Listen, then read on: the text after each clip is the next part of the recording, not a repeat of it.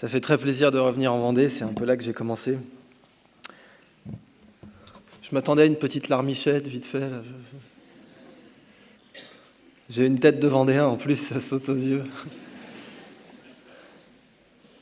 Vous savez qu'en fait, je suis né à Pithiviers, qui est en Vendée, comme vous le savez.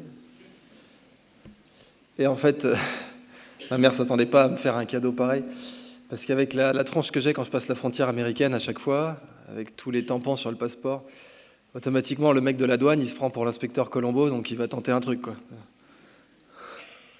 Where are you born? Pithiviers. Doesn't say that on your passport, it says Pithiviers. Et là, vous en avez pour 6 heures en général. Puis la dernière fois, c'était en plein pendant les élections de Trump. Donc les gars, ils étaient sur les dents. Merci de ce super accueil. Merci d'avoir fait ça le comble pour cette conférence qu'on va donc commencer sans embâge. Mais si avant, en guise d'introduction, le président Wilson, celui des États-Unis, pas celui des ballons de basket, eh bien, si vous avez rigolé à celle-là, ça va bien se passer. Il a dit, si vous voulez vous faire un maximum, mais vraiment un maximum d'ennemis, il suffit simplement de faire quelque chose de nouveau. Et il y a une blague là-dessus. C'est la blague du type qui veut acheter des escargots pour le dîner. Alors il va chez le marchand d'escargots, et le marchand d'escargots a 2 bassines. Il y en a une avec un couvercle et il y en a une sans couvercle. Alors il demande au marchand, mais pourquoi il y a un couvercle sur cette bassine? Qu'est-ce qui se passe? Eh bien ça, monsieur, répond le marchand, c'est parce que dans cette bassine, vous avez de l'escargot anglais. Et l'escargot anglais, vous avez beau faire ce que vous voulez, hein, il essaie de se barrer, il n'est pas con. Donc si à la fin de la journée, vous n'avez pas mis de couvercle, la bassine est vide. Mais et l'autre bassine, alors pourquoi il n'y a pas de couvercle, monsieur le marchand? Là, ils sont malades, vos escargots? Mais non, monsieur, pas du tout, ils sont très bien, ces petits escargots, gousi. Mais là, vous avez de l'escargot français. Et l'escargot français, il n'y a pas besoin de mettre un couvercle, parce que dès qu'il y en a un qui escalade leur bord, tous les autres lui sautent dessus pour le ramener au fond.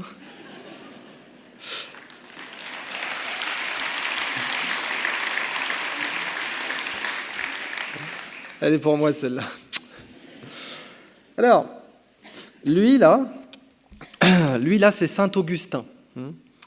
Saint-Augustin était kabyle, comme tous les génies. Et là, en fait, il n'en a plus rien à foutre, il télécharge directement la vérité dans sa tête. C'est-à-dire que là, vous le voyez, il est en train de procéder à un téléchargement de vérité directement dans sa tête. Et en fait, cette toile, elle est super subversive, pour autant qu'une toile du temps de Louis XV pouvait être subversive. Et en fait, il est en train de piétiner les bouquins, hein, c'est pas pour rire. C'est-à-dire que là, il n'en a plus rien à foutre. Il télécharge la vérité directe dans sa tête. Et qu'est-ce qu'il utilise pour télécharger la vérité dans sa tête? Son cœur. Il utilise son cœur parce que déjà à l'époque, on savait que quand on aime quelque chose, on l'apprend plus facilement. En fait, on sait ça depuis très longtemps, c'est ça depuis l'Antiquité.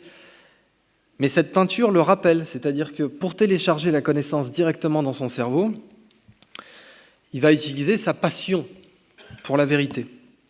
C'est de là que vient le mot aimant, en fait. Du temps d'Aristote, on pensait vraiment qu'un aimant, le magnétisme, était une sorte de sympathie, une sorte d'amour qui se passait entre les 2 objets. Et donc c'est pour ça qu'aujourd'hui, en langue française, on appelle ça un aimant. Et bien son aimant à connaissance, c'est son cœur. Et ça, c'est tout le sujet de mon travail sur l'éducation, ou plus simplement, en fait, sur un des grands mensonges de la révolution industrielle qui est produire ou s'épanouir, il faut choisir. On ne peut pas avoir les deux. Ou bien vous êtes productif et vous êtes dépressif, ou bien vous êtes épanoui et vous êtes un glandeur. Et cette opposition, en fait, alors évidemment, quand on la prononce, on sent qu'elle est bidon. On voit que ça ne tient pas là. Dès qu'on en fait une vraie phrase construite, on comprend tout de suite les limites du truc. Mais les pires mensonges sont les mensonges qui sont tacites, qui sont inconscients. Vous savez qu'en français, l'étymologie du mot « travail », c'est le latin « tripalium », qui veut dire « instrument de torture ». En italien, c'est « lavoro ». « Lavoro », c'est les douleurs de l'accouchement. Donc, on a dans le monde latin une vraie notion qu'en fait, la pénibilité, c'est l'équivalent du travail, au fond. Et qu'on ne peut pas mesurer la productivité de quelqu'un sans mesurer sa souffrance. Et que donc la méritocratie, par extension, c'est une souffrancratie. Si on n'a pas souffert, eh bien, on ne mérite pas. Encore une fois, dès qu'on le dit, on sent que ça ne marche pas tellement comme ça, en fait. Mais il y a plein de pays où il y a ce logiciel en arrière-boutique de l'esprit de beaucoup de gens. En Corée, c'est comme ça, en Corée, les gens prennent très peu leurs vacances. Ils ont une semaine, mais ils la prennent vraiment en tapinois parce qu'ils ont même inventé le concept de micro-vacances. Vous voyez des pères de famille en Corée qui vont déployer la tente Quechua dans un parc public entre 19h et 21h pour passer du temps sous la tente avec leurs gosses. Voilà. Comme ça, quelques heures dans la journée, parce que prendre des vraies vacances, ça serait un peu trop, quoi. Il y a vraiment dans l'idée que si vous êtes en train de vous épanouir, vous êtes un traître au redressement économique national. Ça, c'est vraiment le truc sur lequel il faut agir intellectuellement, parce que tout homme productif n'est pas forcément épanoui. Ça, c'est certain. Tout homme productif n'est pas forcément épanoui. Vous pouvez avoir un ingénieur qui est très bon dans son métier, et puis qui, à un moment donné, parce qu'on lui a rayé sa voiture, sort le fusil à pompe et bute quelqu'un. Aux États-Unis, on voit ça tous les jours. Vous pouvez avoir quelqu'un de brillant, vous pouvez avoir quelqu'un de formé, de compétent, qui, à un moment donné, va devenir un fardeau pour la société. Et le XXe siècle a montré ça à très grande échelle, d'ailleurs. Tout homme productif n'est pas forcément épanoui, mais tout homme épanoui est forcément productif. Vous verrez jamais quelqu'un d'épanoui en prison. Ça n'existe pas, ça. Évidemment, vous n'êtes pas obligé de me croire sur parole, j'ai 2 heures pour vous convaincre de ça. Que tout homme productif n'est pas forcément épanoui, bon ça vous le saviez déjà, mais que tout homme épanoui est forcément, mathématiquement, obligatoirement, socialement productif.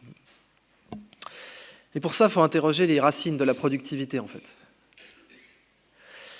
Là, ce que vous voyez, c'est le nouveau casque du F-35. Donc l'avion qui a coûté une blinde aux contribuables américains et qui vole toujours pas complètement bien. Et cet avion, eh bien, il a le casque le plus neuroergonomique sur Terre. Le casque à l'unité coûte 450 000 $, juste le casque. Voilà. Et je ne parle pas des travaux de recherche pour le faire, etc. Je parle du casque. Si vous voulez vous en payer un jour à Noël, il faudra décaisser 450 000 cacahuètes pour pouvoir utiliser ce casque. Et en fait, ce casque, il illustre une discipline qui a eu beaucoup de mal à percer, beaucoup de mal, et qui s'appelle la neuroergonomie. Et cette discipline, en fait, elle est née à l'US Air Force. Et la raison pour laquelle elle est née à l'US Air Force, c'est pas du tout que le mec qui l'a développé et qui s'appelle Raja Parasuraman, qui est mort maintenant, c'est pas du tout que ce mec-là voulait bosser pour l'US Air Force, c'est qu'il avait personne d'autre pour qui bosser. C'est-à-dire que dans les années 70, quand il a présenté le concept de neuroergonomie, tout le monde a rigolé. Tout le monde. Et l'US Air Force se dit ah, « c'est pas con ton idée là ». Et ils ont mis énormément d'argent dans un seul but, augmenter le levier d'un pilote. Et le levier d'un pilote, a priori, c'est clair que ce n'est pas pour planter des carottes, c'est pour tuer des gens. Donc le but d'augmenter le levier du pilote, c'est de faire en sorte qu'il puisse attaquer plus de cibles en même temps. Parce que pour contrôler l'espace aérien, on envoie des chasseurs intercepteurs, aujourd'hui des chasseurs multirôles qui peuvent aussi bien bombarder qu'intercepter. Et pour avoir un bon contrôle de l'espace aérien, il faut qu'un chasseur puisse engager plein d'autres chasseurs. Et ça, c'est ce qu'on appelle l'avionique.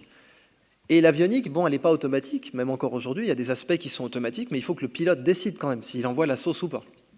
Et donc le pilote doit avoir une bonne compréhension de choses qui se passent à des centaines de kilomètres de lui. Évidemment, pendant la guerre 14-18, les combats aériens, ça se faisait limite au corps à corps, mais maintenant, ça se fait à 100 km. Et donc, tout l'enjeu des Américains pendant la guerre froide, et encore aujourd'hui, c'était de développer un casque qui permettait aux pilotes de comprendre ce qui se passait à 100 km autour de lui, dans toutes les directions, qui étaient les amis, qui étaient les ennemis, sur qui tirer, etc. Comment. Et ils ont mis au point donc ce casque. Avant, par exemple, pour envoyer un missile, il fallait verrouiller la cible lentement avec une sorte de joystick, et puis maintenant, il suffit de la regarder, de cligner des yeux, et il y a le missile qui part. Ça, c'est pour vous montrer jusqu'où on peut aller quand on se préoccupe vraiment d'ergonomie, en fait. C'est pas que c'est impossible de se préoccuper d'ergonomie cérébrale. Je ne vais pas dire que c'est simple, ça leur a pris du temps, mais quand on veut vraiment, voilà jusqu'où l'ergonomie peut aller. Bon.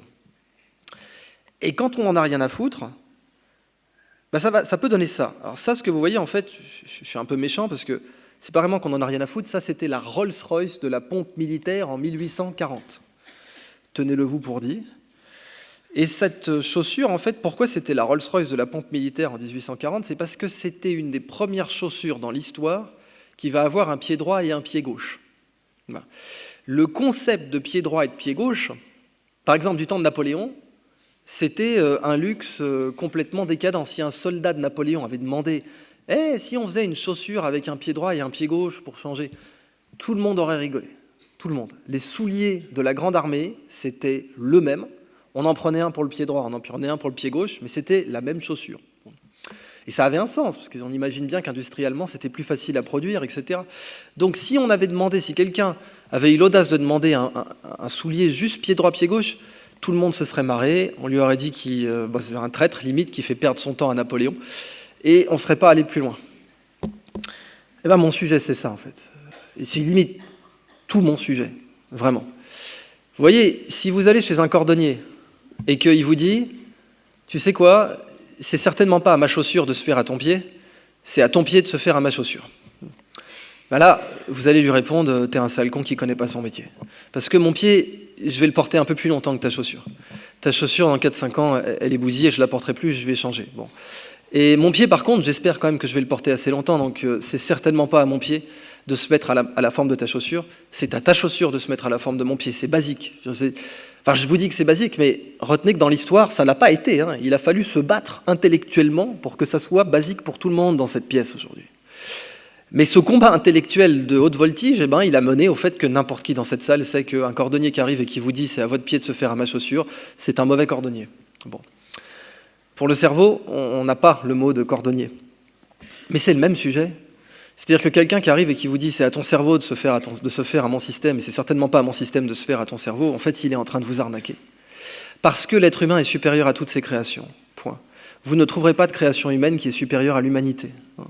L'humanité est supérieure à toutes les choses qu'elle a créées, que ce soit les pyramides, l'Empire romain, ce que vous voulez. L'humanité est supérieure à toutes ses créations. Et l'humanité aujourd'hui est dans une angoisse assez grande parce qu'elle se demande si une de ses créations ne va pas lui échapper, à savoir l'intelligence artificielle. Mais jusqu'à présent, l'humanité est restée supérieure à toutes ses créations. Et le mouvement humaniste, il a tenu justement à remettre l'humain au cœur et à dire « ce n'est certainement pas à l'humain de rentrer dans nos systèmes, c'est à nos systèmes de se mettre à la taille de l'humain ». Alors ça, c'est facile de le balancer théoriquement comme ça, c'est des grands mots, mais comment on applique ça concrètement, quoi ? Eh bien déjà, on se pose la question, s'il y a eu autant d'efforts qui ont pu être mis dans la neuroergonomie pour buter des gens, ça pourrait être intéressant qu'on les mette pour la vie de tous les jours. Si vous connaissez un peu mes travaux, vous savez qu'un de mes grands sujets de recherche, c'est ce que j'ai appelé le complexe pacifico-industriel, l'opposé du complexe militaro-industriel, c'est-à-dire comment faire en sorte de mettre les mêmes efforts économiques et intellectuels qu'on met dans la guerre, dans la paix. Et la neuroergonomie, c'est exactement ça comme sujet. Alors, d'un côté, on voit qu'il a fallu des années pour accepter une chaussure pied droit, pied gauche. Quand on a voulu y mettre les moyens, on a fait un casque à 400 450 000 $ selon les variantes, qui pouvait instantanément identifier plein de cibles, réduire la charge cognitive du pilote. Et donc évidemment, on peut se poser la question légitimement. Ça, c'est une salle de classe en 1875. Ça, c'est une salle de classe aujourd'hui.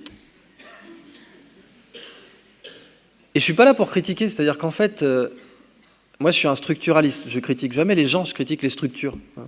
Je critique les... Vous savez, l'humain, évidemment, il est supérieur à toutes ses créations, mais il a quand même une durée de vie assez courte dans son histoire lui-même, dans l'histoire humaine. Et donc on a tendance, nous, à se laisser comme ça dépasser par des systèmes qu'on a créés, sans les remettre en question, parce qu'on a des automatismes. Et on peut se laisser dépasser vraiment par des systèmes, des structures qu'on a créées. C'est valable pour l'économie. L'être humain crée l'économie pour se servir, puis il finit par mourir pour elle. L'être humain crée les États, les nations pour se servir, puis il finit par mourir pour eux. Les Indiens, par exemple, d'Amérique, n'avaient pas de drapeau, ils n'avaient pas de concept d'État-nation tel qu'on le connaît, parce qu'ils n'en ressentaient pas le besoin. Mais dès qu'ils ont rencontré des États avec un drapeau et un hymne national, ils sont tous morts. Et les États-nations ont été créés au départ pour se protéger les uns des autres. C'est malheur à un peuple qui se retrouvait face à un peuple qui avait un État-nation alors que lui n'en avait pas. Et c'est précisément ce qui s'est passé avec les Romains en Gaule, mais c'est ce qui s'est passé aussi avec les Indiens aux Amériques. Là, ce qui est encore plus grave, c'est que figurez-vous que ce bureau-là, il est encore plus ergonomique que celui-là.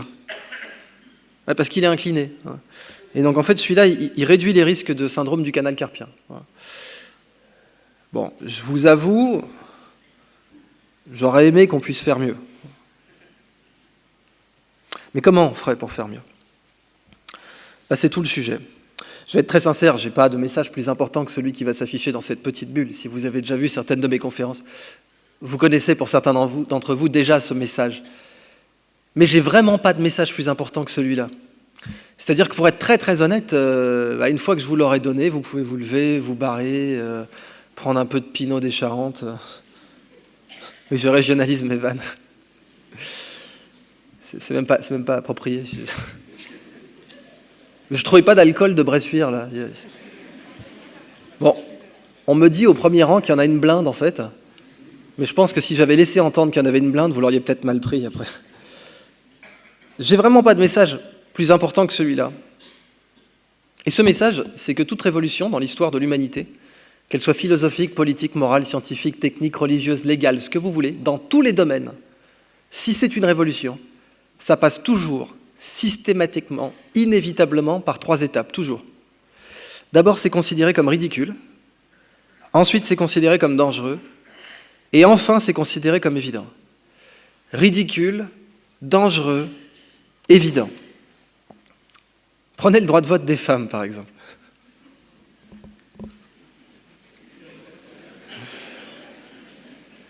Ouais, statistiquement, sur une salle de 1000 personnes, il y a forcément quelqu'un pour dire non, c'est encore ridicule aujourd'hui. Faire cette blague à 12 jours du 8 mars. Check. En fait, soyons sérieux, 1889, Déclaration des droits de l'homme, 1789, Déclaration des droits de l'homme et du citoyen, de l'homme, et la citoyenne dans tout ça. Non, écoute, Bobonne, j'ai du travail, laisse-moi tranquille. C'est ridicule. Olympe de Gouges va être décapitée, et elle va être décapitée au chef d'accusation qu'elle a tenté le coup d'une déclaration des droits de la femme et de la citoyenne. C'est tout, bon, elle est décapitée direct. Donc on flirte avec le dangereux quand même, mais après la décapitation d'Olympe de Gouges, une femme qui demande le droit de vote, on ne la décapite pas, on rigole. Donc c'est ridicule. 100 ans plus tard, 1889, c'est dangereux, qui va garder les gosses et faire la vaisselle. Parce qu'au bout de 100 ans, les hommes ont commencé à se poser les vraies questions. Alors les suffragettes, on les torture, on les psychiatrise, on les incarcère, et en dernier recours, on les tue. Un critère légal pour faire interner une femme en hôpital psychiatrique fin 19e, c'était lit des romans. Fin de la blague. Donc là, on est dans la période dangereuse. Et puis aujourd'hui, les femmes votent. And so what? C'est complètement évident. Bon, à part pour certains pays à qui on file la Légion d'honneur. Cette vanne, je l'ai faite devant des préfets. Si vous me cherchez, vous me trouverez au club SM le plus proche. Tout ça pour vous dire que c'est pas synchrone. C'est pas synchrone. Il y a des endroits pour lesquels c'est ridicule, il y en a d'autres pour qui c'est évident. Et ça, c'est plutôt une opportunité, parce que si on devait changer le monde entier à la fois, ce serait sans doute trop compliqué pour ces révolutions. Et aussi bien une révolution technologique qu'une révolution politique, eh bien, parfois, il y a des zones géographiques pour lesquelles elle est évidente, il y en a d'autres pour lesquelles elle est dangereuse ou ridicule. Mais toutes les révolutions sont passées par ces 3 étapes. Toutes. La Terre est ronde, ridicule, dangereux, évident. La Terre tourne autour du Soleil, ridicule, dangereux, évident. Abolissons l'esclavage, ridicule, dangereux, évident. Abolissons l'apartheid, ridicule, dangereux, évident. Que les femmes puissent porter des pantalons, ridicule, dangereux, évident. Demandez à Coco Chanel. Que les femmes et les hommes puissent assister à une conférence ensemble, ridicule, dangereux, évident. Le courant alternatif, qui alimente la totalité des appareils électriques de cette pièce. Eh bien, le courant alternatif, pour Thomas Edison, qui était quand même un type plutôt expert en courant électrique, eh bien, c'était dangereux. Thomas Edison, 19e siècle, début du 20e même, il a fait du lobbying pour prouver la dangerosité du courant alternatif qui avait été découvert par Nikola Tesla, qui entre-temps travaillait pour son concurrent, la société Westinghouse. Et justement, Thomas Edison a fait du lobbying pour que se faire électrocuter, ça se dise se faire Westinghouser. Il a même été jusqu'à électrocuter des chiens et des chats en place publique à New York avec du courant alternatif pour montrer que c'était dangereux. Et il a poussé le vice jusqu'à acheter un éléphant à la retraite d'un cirque pour l'exécuter par courant alternatif à New York. Donc, ridicule, dangereux, évident. Le problème, c'est qu'on passe directement de dangereux à évident. Donc le cynisme persiste. On oublie que la totalité des choses qui nous entourent, aussi bien la mixité de cette pièce que le courant alternatif, l'ordinateur personnel, etc., eh bien, on oublie que tout ce qui nous entoure est passé par ces 3 étapes. Pour nous, c'est évident. Mais à une époque, ça a été quelque part entre ridicule et dangereux. Alors évidemment, c'est très très facile, en rétrospective, de rigoler de nos ancêtres. Voilà, nos ancêtres, ils ne savaient pas que le courant alternatif, c'était pas dangereux. Il y en a certains, à l'époque, même des lampes à incandescence, qui dévissaient la lampe pour essayer d'allumer le filament avec une bougie, quoi, avec une allumette. Et c'est facile d'en rire. Mais ce qui est difficile, c'est de se poser la question de ce qui est ridicule aujourd'hui et qui pourrait devenir évident demain, parce qu'on est loin d'avoir fini dans cette dynamique.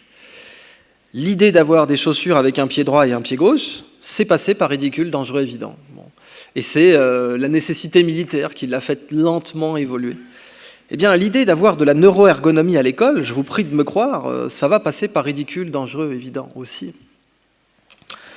En fait, c'est tellement vrai, ces 3 étapes, ridicule, dangereux, évident, c'est Schopenhauer qui a lancé cette idée, en fait, et Gandhi aussi. Eh bien, c'est tellement vrai que si une idée ne passe pas par ridicule, elle n'est pas révolutionnaire. Dites-vous bien ça. Si une idée ne passe pas par ridicule, elle ne peut pas être révolutionnaire. La réciproque n'est pas vraie. C'est-à-dire que toute idée révolutionnaire doit forcément passer par ridicule, mais toute idée à la con n'est pas forcément révolutionnaire. Et c'est très difficile pour un décideur, et aujourd'hui on est tous décideurs, c'est très difficile pour un décideur de faire la différence entre une idée révolutionnaire et une idée à la con chimiquement pure. Je vois à vos têtes que vous en manipulez tous les jours. En fait, les soufis disent « le rubis est plus petit que la mine ». Ce à quoi j'ai envie de répondre, merci d'être venu. Mais c'est vrai, c'est-à-dire que le rubis, c'est l'idée révolutionnaire, et la mine, c'est les idées à la con. Bon. Si vous voulez trouver un rubis sans mettre les mains dans les cailloux, il faut aller chez le bijoutier. Mais ce n'est pas vous qui allez gagner de l'argent là-dessus, c'est lui. Celui qui gagne de l'argent sur les rubis, c'est celui qui va les chercher quand ils ressemblent à des cailloux. C'est là que la marche se fait, en fait. Et quand il le sort du caillou et qu'il le taille et qu'il le met sur un petit coussin de satin brodé, ah, là, la valeur, elle a vachement augmenté. Et les révolutions, c'est pareil. Apporter une révolution au monde, ça nécessite d'aller la chercher quand elle est indiscernable des autres idées à la con. Alors évidemment, tout caillou ne contient pas un rubis, ça c'est certain, et toute idée à la con ne contient pas une révolution non plus. Mais vous ne verrez jamais, vous ne trouverez jamais un rubis ailleurs que dans un caillou, et vous ne trouverez jamais une révolution ailleurs que dans des idées qui ont l'air débiles à leur époque. Alors évidemment, essayons de mettre ça en pratique sur cette notion de neuroergonomie. Et rentrons dans le vif du sujet. Je vous présente monsieur Alexis Lemaire. Et Alexis Lemaire, dans la vie, il est chercheur en physique quantique, il n'est pas autiste, j'insiste parce que maintenant que vous allez voir ce qu'il y a sur le tableau, vous pourrez avoir des doutes.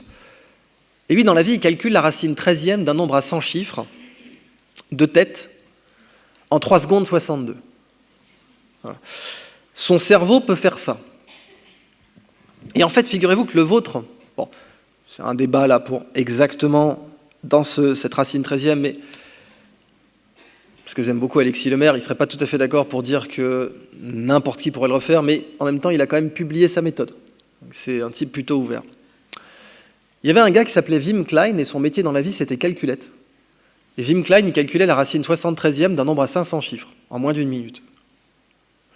Et son métier était calculette pour le CERN. En fait, à l'époque, il était meilleur que les ordinateurs, le gars. Donc son job était de faire des calculs et de vérifier les calculs des computers du CERN.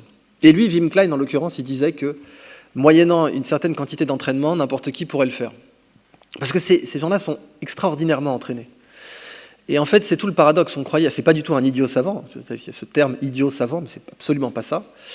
C'est quelqu'un d'extraordinairement entraîné qui, dans le cas de Wim Klein, je vais même le dire plus précisément, qui est né avec le désir de spatialiser les nombres. Pour Wim Klein, les nombres sont dans l'espace, c'est-à-dire que s'il était rentré dans cette salle, il ne pourrait pas s'empêcher de projeter des décimales de pi sur les murs dans sa tête, au point qu'il avait des problèmes, Wim Klein, parce que son cerveau projetait tellement des nombres sur les murs qu'en fait, il finissait limite par les voir, et c'est-à-dire qu'il pouvait très difficilement trouver sa chambre d'hôtel, parce que si vous lui disiez c'est la chambre 362, lui, il voit des nombres partout. Donc il était obligé de s'approcher de la porte pour vérifier lequel était le vrai 362 de la chambre, et lesquels étaient simplement projetés par son habitude de projeter des nombres dans l'espace. Tout ça pour vous montrer qu'en fait, le cerveau, il est bien foutu. S'il ne sait pas calculer la racine 13e d'un nombre à 100 chiffres, c'est la plupart des gens, c'est parce qu'il n'en a pas besoin. En fait. S'il en avait eu besoin, il l'aurait fait.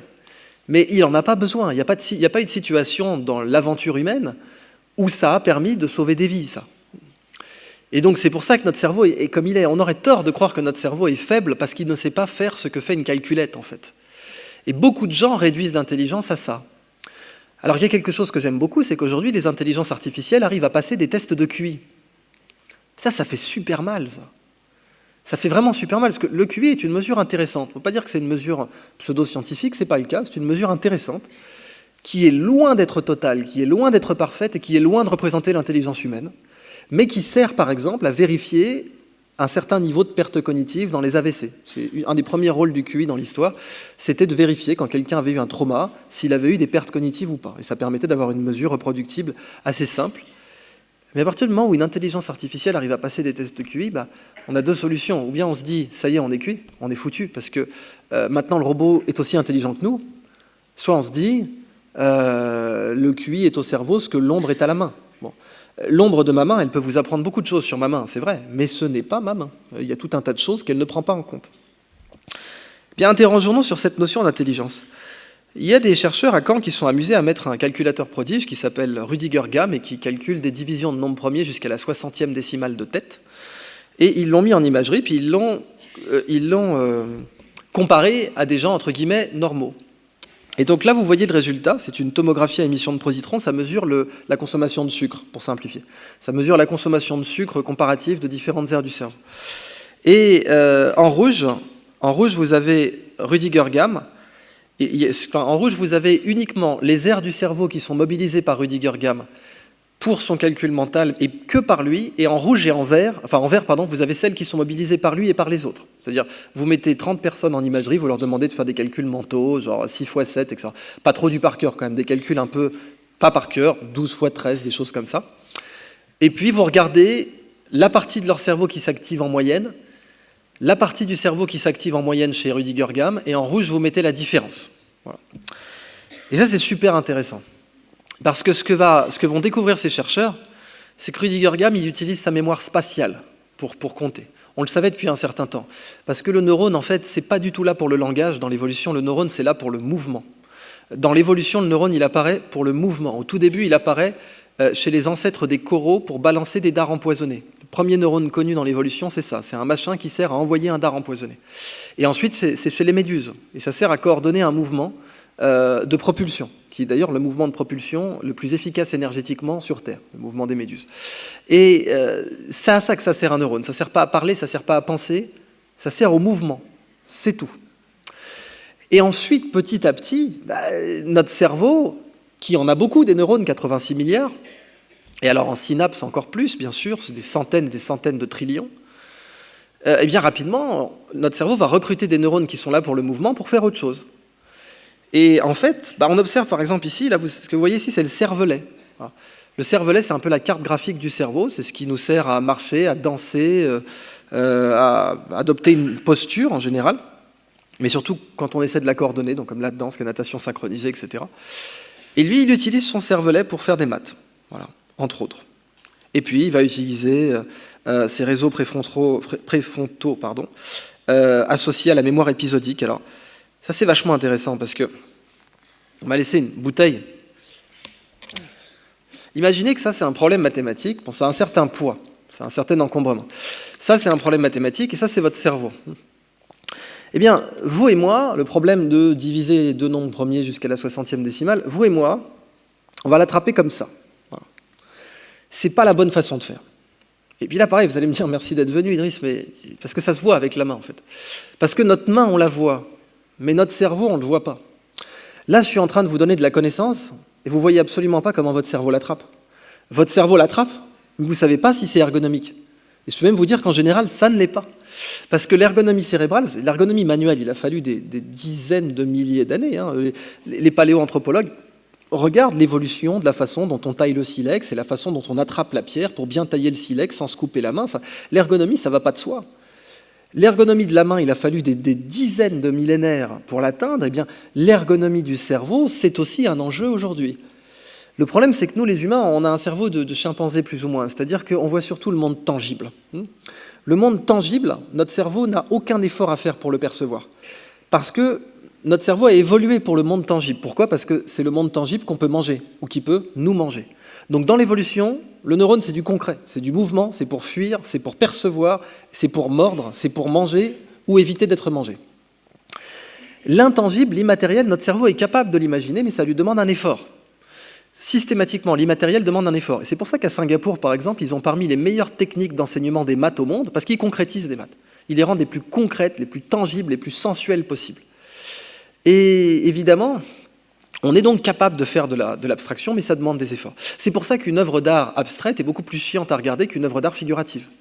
Parce que le figuratif, c'est concret, c'est direct, notre cerveau perçoit ça, l'abstrait, ça demande un effort. Or, il y a une règle absolue en neurosciences, c'est que tout ce qui demande un effort est impopulaire pour le cerveau, tout ce qui demande un effort est impopulaire, et tout ce qui ne demande aucun effort est populaire. Je vous laisse envisager les conséquences politiques de cette règle. Ce qui fait que vous pouvez vendre, quand vous êtes Hitler dans les années 30, vous pouvez vendre que tous les problèmes se réduisent finalement aux Juifs, c'est parce que c'est super simple à imaginer ça. Il n'y a pas d'effort à faire, c'est simple, c'est une narration qui va.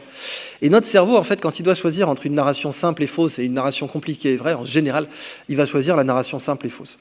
Et si on en revient donc à la bouteille, Rudiger Gamm, il l'attrape comme ça. Et comme ça veut dire qu'en fait, ça, ce que j'ai montré, là, mon petit doigt, ça représente ce qu'on appelle la mémoire de travail dans notre cerveau. La mémoire de travail, c'est le post-it du cerveau. Ça sature à 15 secondes. Qu'est-ce que j'ai dit à 15 secondes ? Oui, c'est d'ailleurs pour ça que c'est débile de poser cette question en classe, parce que la mémoire de travail, elle sature très vite. Elle n'est pas là pour faire de la rétention à long terme. On a d'autres mémoires. On a la mémoire spatiale, dont on se sert pour savoir où on a garé sa bagnole. La mémoire épisodique, dont on se sert pour savoir ce qu'on a mangé le matin. La mémoire procédurale, dont on se sert pour faire un nœud de cravate, ou pour marcher, ou pour faire du vélo. Et ces trois mémoires, spatiale, épisodique, procédurale, elles ont une très bonne stabilité. On pourrait rajouter la mémoire olfagustative, qui est peut-être la plus stable de toutes et qui résiste même à Alzheimer. Eh bien, ces mémoires-là, ces gens-là ont tendance à les mobiliser pour faire leur calcul mental. Alors, le titre public de cette conf, c'était « Comment muscler son cerveau ?» La réponse, c'est qu'en fait, le cerveau n'est pas du tout un muscle et qu'on ne peut pas le muscler. Pourquoi ? Parce que nos muscles, quand on les entraîne, ils gonflent. Nos muscles, ils gonflent parce qu'on n'est pas des insectes. On a un endosquelette. Nos muscles sont sur le squelette. Alors que chez les insectes, ils sont dans le squelette. Et c'est pour ça que les insectes muent. Parce qu'au bout d'un moment, leur squelette est trop petit. Eh bien, nous, on a un endosquelette. Et donc, quand on gonfle, quand on entraîne nos muscles, ils gonflent. Mais notre cerveau, il est dans la boîte crânienne. Il ne peut pas gonfler. Donc, quand on l'entraîne, eh bien, il se réorganise. Mais il doit travailler à masse constante, alors que le muscle ne travaille pas à masse constante quand on l'entraîne. Le cerveau, si, il travaille à masse constante, quasiment, il y a un peu de neurogenèse, c'est l'adulte, on perd aussi des neurones, mais on va dire qu'il bosse à masse constante. Et du coup, c'est surtout le logiciel qui change. Et clairement, je peux vous dire que Alexis Lemaire, il n'est pas sous Windows.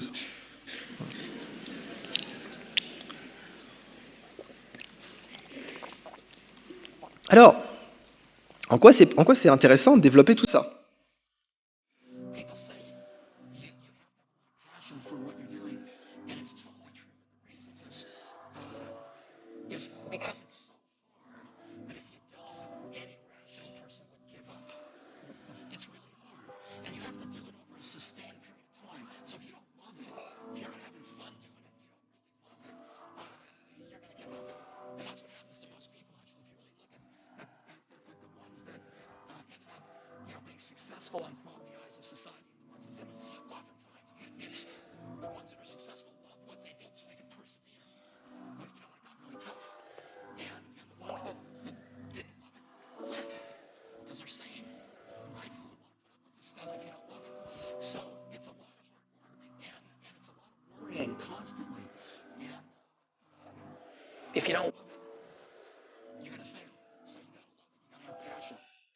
Là, je cite Steve Jobs, ça ne veut absolument pas dire que je défends tout ce qu'il a fait ou tout ce qu'il a dit, mais vous détecterez immédiatement quelqu'un qui est immature intellectuellement à l'idée qui vous dira tel penseur ne le suivez pas parce que j'ai entendu dire qu'il a dit ci ou ça. Si vous prenez le cas de Voltaire, c'est horrible. Si je vous encourage à regarder les conférences de l'excellent Henri Guillemin, qui, quand il parle de Voltaire, fait partie 1, Voltaire est un salaud, partie 2, Voltaire n'est pas un salaud, et partie 3, qui est Voltaire.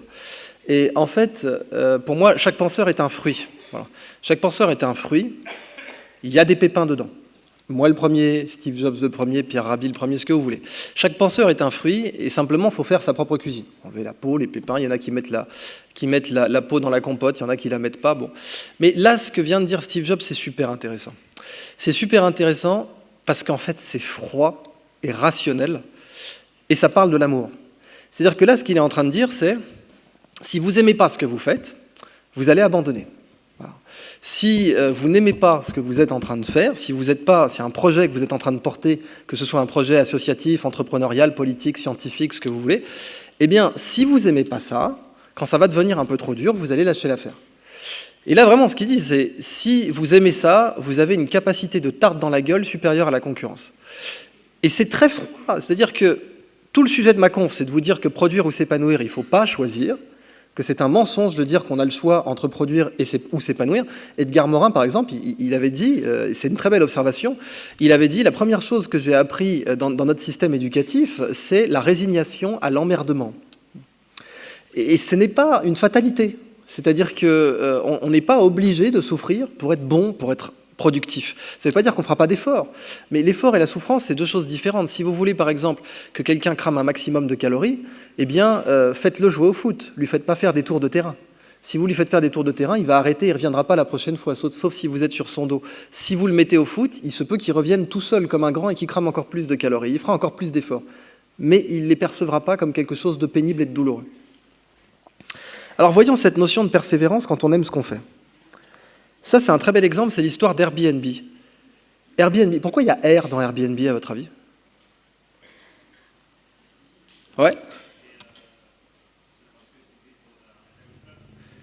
Et donc, oui, c'est tout à fait vrai, c'est-à-dire qu'au début, Airbnb, c'était des étudiants en design qui, San Francisco est une ville obscène en matière de prix de l'immobilier, c'est la ville la plus chère d'Amérique, et donc des gens se sont dit, on va sous-louer notre salon, on va sous-louer un matelas gonflable dans le salon, un airbed. Voilà. Et comme on n'est pas des bêtes, on va partager le petit déjeuner aussi. Donc on va faire du airbed and breakfast. Et c'est ça le concept. Airbed and breakfast. Alors, ça marche entre potes, mais dès qu'ils vont demander à des banquiers de leur faire un prêt, là, ça marche plus, quoi. Je veux dire, ils vont devant un investisseur, ils lui font « On a une super idée, des inconnus vont venir vivre chez vous ». Bon, l'investisseur, chez lui, c'est un penthouse au dernier étage avec une clé séparée pour l'ascenseur. Il visualise mal comment il va la lâcher à un inconnu. Donc, ça n'a pas de crédibilité, leur projet. Ça marche pas, c'est ridicule. Et ils s'endettent, ils n'ont plus une thune, ils sont à 2 doigts du dépôt de bilan. Et juste avant de déposer le bilan, ils se disent « On va faire un baroud d'honneur, on va imprimer des produits promotionnels ». Alors, on aurait pu faire du airbed, mais comme ils n'ont plus d'argent, ils se disent « On va partir sur le breakfast ». Et donc, ils impriment des boîtes de céréales. Là, c'est les boîtes commémoratives, elles font un 80 cm, 1 mètre, mais les originales faisaient la taille d'une boîte de distributeur, petit format, là, avec 30 grammes de céréales dedans. Et ils vont les vendre $40 pièce. Et ça ne s'explique pas, on est aux États-Unis, ça va se vendre. Alors, ils vont en vendre 800. Et ça ne va pas rembourser leur emprunt, mais ça va leur dette sur les cartes bleues, mais ça va leur redonner confiance en eux. Alors, ils vont revoir l'investisseur. On a une super idée, des inconnus vont venir vivre chez vous.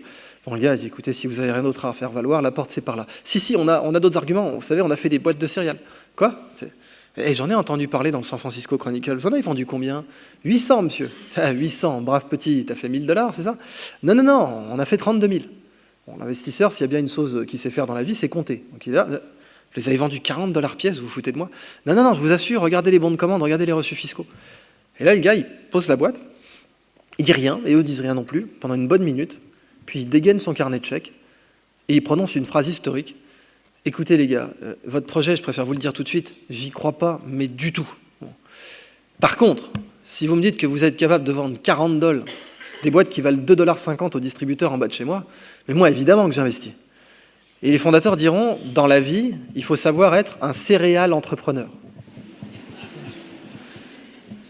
Parce que le céréal entrepreneur, c'est le mec qui est prêt à imprimer des putains de boîtes de céréales pour financer son projet. Et en général, c'est vrai que ce qui fait que ce genre de projet, donc aussi bien sur le plan asso, ONG, fondation, entreprise ou mouvement, eh bien, c'est pas les meilleurs profils qui gagnent. Parce que par exemple, dans la Silicon Valley, si on se concentre juste sur le côté entrepreneurial, les mecs qui sortent major d'Harvard, ils vont pas faire ça. Parce qu'eux, ils n'ont pas fait Harvard pour imprimer des boîtes de céréales. Donc, dès que ça devient un peu dur, les mecs, ils se disent, il y a Google en face qui m'offre un salaire à $150 000 annuels, qu'est-ce que je m'emmerde au bout d'un moment? Et donc, ces gars-là, ils se tirent. Mais si votre projet, c'est votre bébé, si vraiment il y a un attachement émotionnel, c'est dans votre trip, c'est votre projet, quoi. Vous n'allez pas le lâcher en race campagne, parce que c'est votre projet. Alors là, on voit déjà en quoi aimer ce qu'on fait peut rendre plus compétitif. Parce que c'est vraiment ça le sujet, encore une fois. Épanouissement, productivité. Par exemple, dans l'économie de la connaissance, vous savez que c'est mon grand dada, eh bien, en quoi aimer ce qu'on fait nous rend plus performants? Là, on est en train de réaliser un transfert de connaissances. Là, je vous donne de la connaissance, et vous êtes en train de me donner quoi en échange? De l'attention, très bien, et quoi d'autre? Du temps. Ce sont les 2 ressources les plus fondamentales de l'existence humaine. L'attention est très, très importante, parce que si vous passez 20 ans dans le coma, on peut dire que vous les avez perdus, ces 20 ans. 20 ans dans le coma, c'est 20 ans perdus, essentiellement. Donc l'attention, c'est vachement important. Dans le coma, notre attention, elle est à 0. L'attention, ça se paye, ça vaut de l'argent. Ça vaut même beaucoup d'argent. Les gens qui vendent de l'attention aujourd'hui sont des gens ultra riches. Ils s'appellent Facebook, Google, Twitter, YouTube, qui appartient à Google. Les gens qui sont des dealers d'attention aujourd'hui sont des gens pleins aux as. Et Facebook vaut 5 fois Total en bourse parce que l'attention, ça vaut beaucoup plus cher que le pétrole. Quand vous vendez des barils d'attention, vous êtes plus riche que quand vous vendez des barils de pétrole. Sinon, Facebook ne vaudrait pas 5 fois Total en bourse. Et vous avez vu récemment le scandale de vente de données chez Facebook. Et les Américains ne disent pas « donnez votre attention », ils disent « pay attention ». On paye l'attention en anglais, c'est pas « donnez-moi votre attention », on dit « pay attention ». Payez-moi votre attention, parce que l'attention, ça se paye. Et le temps, c'est la ressource la plus précieuse de l'existence, il n'y a pas de doute. Gandhi, quand il a renoncé à tous les biens matériels, la seule chose qu'il a gardée, c'est sa montre, c'est tout. Et il a même jeté la chaînette. Il a gardé une petite cordelette et il a gardé sa montre Ingersoll à $1 comme seul bien matériel qui l'a accompagné dans sa tombe. Et d'ailleurs qu'il avait consulté peu de temps avant de se faire assassiner. Donc, l'attention et le temps. Il est impossible de télécharger de la connaissance dans sa tête sans avoir payé de l'attention et du temps. C'est pas possible. Vous ne pouvez pas télécharger un savoir dans votre cerveau sans avoir payé de l'attention et du temps. Ça, c'est les deux choses qui sont sine qua non pour installer un savoir dans votre tête. Alors ça donne cette petite équation toute mignonne. Je vais faire une parenthèse, on a tellement dégoûté les gens des maths en fait de nos jours, qu'il y a certaines personnes, quand on leur montre une équation, il y a une partie de leur cerveau qui s'active et qui dit « n'essaie même pas ». Alors, je vais vous en parler de ce phénomène du « n'essaie même pas ». En psychologie, ça s'appelle l'impuissance apprise. On peut convaincre un enfant très rapidement qu'il est mauvais, c'est dramatique mais c'est comme ça. Ça marche aussi chez l'adulte. Mais désinstaller cette application qui vous dit « n'essaie même pas », virez-la, désinstallez-la. Parce qu'en fait, elle est super... Ça sert à quoi une équation? Rappelez-moi, en fait. Vous savez, il y a quelqu'un dans cette salle qui sait pourquoi ça a été inventé. Parce que indice, ça n'a pas été inventé pour vous emmerder, en fait. Mais à l'école, on n'a pas le temps d'apprendre ça. Et pourtant, ça sert à quoi une équation? Le cahier des charges d'une équation dans l'histoire humaine, c'est faire tenir une expression dans le moins de caractères possible.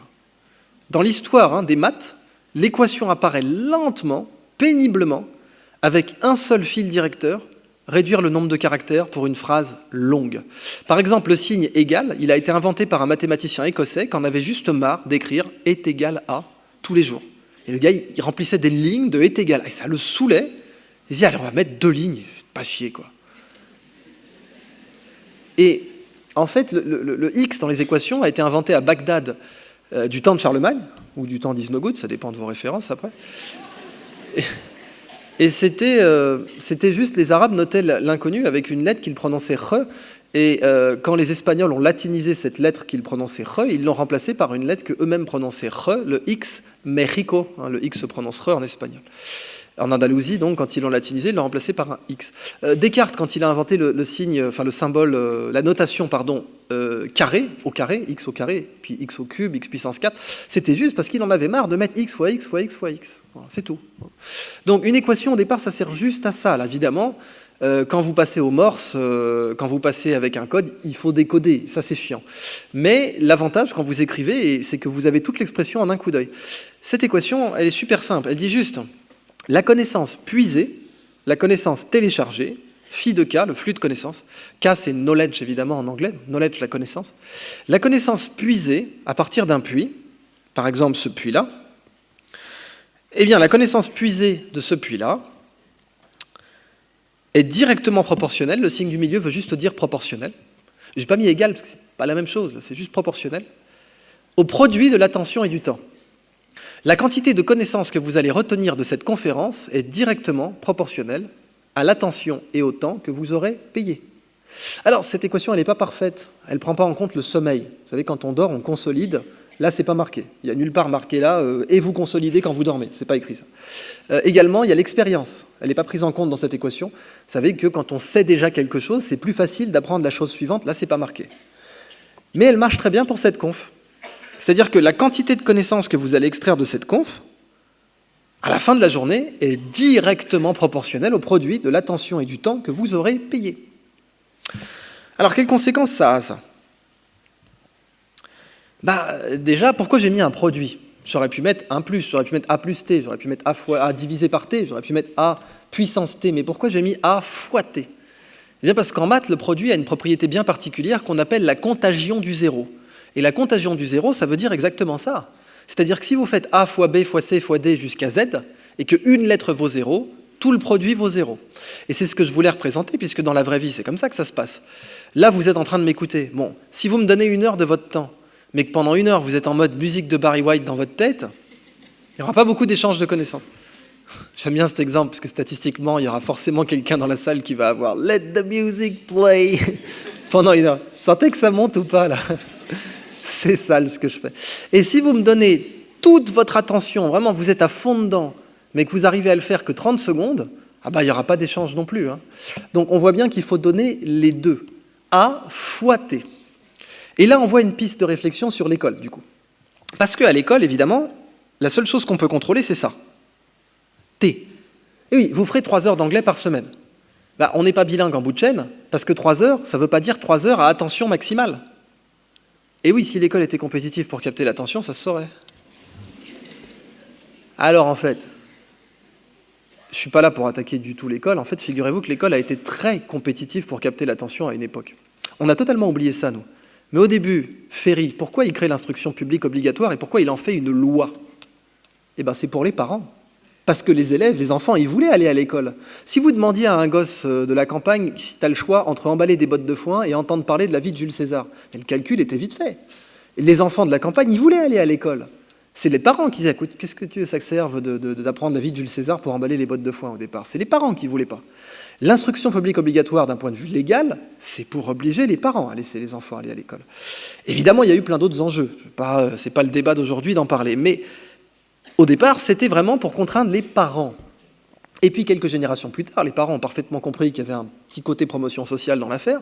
Et du coup, ils disent à leurs enfants, vas-y. Et maintenant, l'école est obligatoire pour les enfants, pas pour les parents. Pourquoi? Parce qu'à l'époque, l'école était compétitive pour capter l'attention. Et puis, entre-temps, il y a eu la presse écrite, la radio, la télé, Internet, YouTube, les réseaux sociaux, les jeux vidéo. Il y a eu une course aux armements pour capter votre attention. Recevoir de l'attention humaine, c'est devenu de plus en plus précieux. Pensez-y, dans les années 50, vous décrochiez votre téléphone, vous aviez directement une vraie personne en face de vous. Vous aviez une opératrice. Vous n'avez même pas composé le numéro, il y avait une vraie opératrice, une vraie personne qui vous parlait direct. Parce qu'à l'époque, donner de l'attention humaine, c'était encore vraiment possible et pas trop cher. Mais aujourd'hui, rien qu'en service après-vente, essayez d'avoir un vrai humain, juste pour tester. C'est devenu de plus en plus dur d'avoir de l'attention humaine disponible pour un problème. Pendant ce temps-là, les médias se sont battus pour essayer de capter un maximum de parts d'attention, ce qui a été appelé tragiquement tant de cerveau humain disponible. Malheureusement, c'est vrai. Et donc, la bonne nouvelle, c'est que l'école pourrait être compétitive. C'est juste qu'elle n'a pas eu à le faire, parce qu'elle était obligatoire. Donc, elle n'avait pas besoin de se battre pour avoir la quantité d'attention qu'elle voulait. Le truc, c'est que vous pouvez forcer les heures, mais vous ne pouvez pas forcer l'attention. Vous ne pouvez absolument pas, même si vous êtes dans Orange Mécanique, Stanley Kubrick, avec le mec qui a les yeux ouverts et tout, vous ne pouvez pas forcer quelqu'un à donner son attention. Ça, c'est pas possible. Vous pouvez la séduire. Ça, c'est possible. Séduire l'attention des gens, c'est tout à fait possible. Mais les forcer, c'est pas possible. L'attention, vous ne pouvez pas la violer. Vous pouvez que la séduire. C'est tant mieux, d'ailleurs. Mais donc, évidemment, dans l'enseignement, c'est ça qu'il faudrait faire.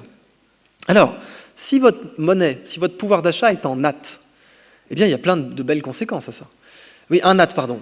La monnaie de l'économie de la connaissance, ce n'est pas l'heure, c'est latte. Et un natte, c'est 1 heure à attention maximale. Et attention maximale, c'est très facile à définir, c'est quand vous êtes tellement pris par un bouquin que vous ratez votre station. Quand vous êtes tellement pris par un bouquin ou par une partie de Candy Crush que vous ratez votre station, eh bien vous êtes à attention égale 100%.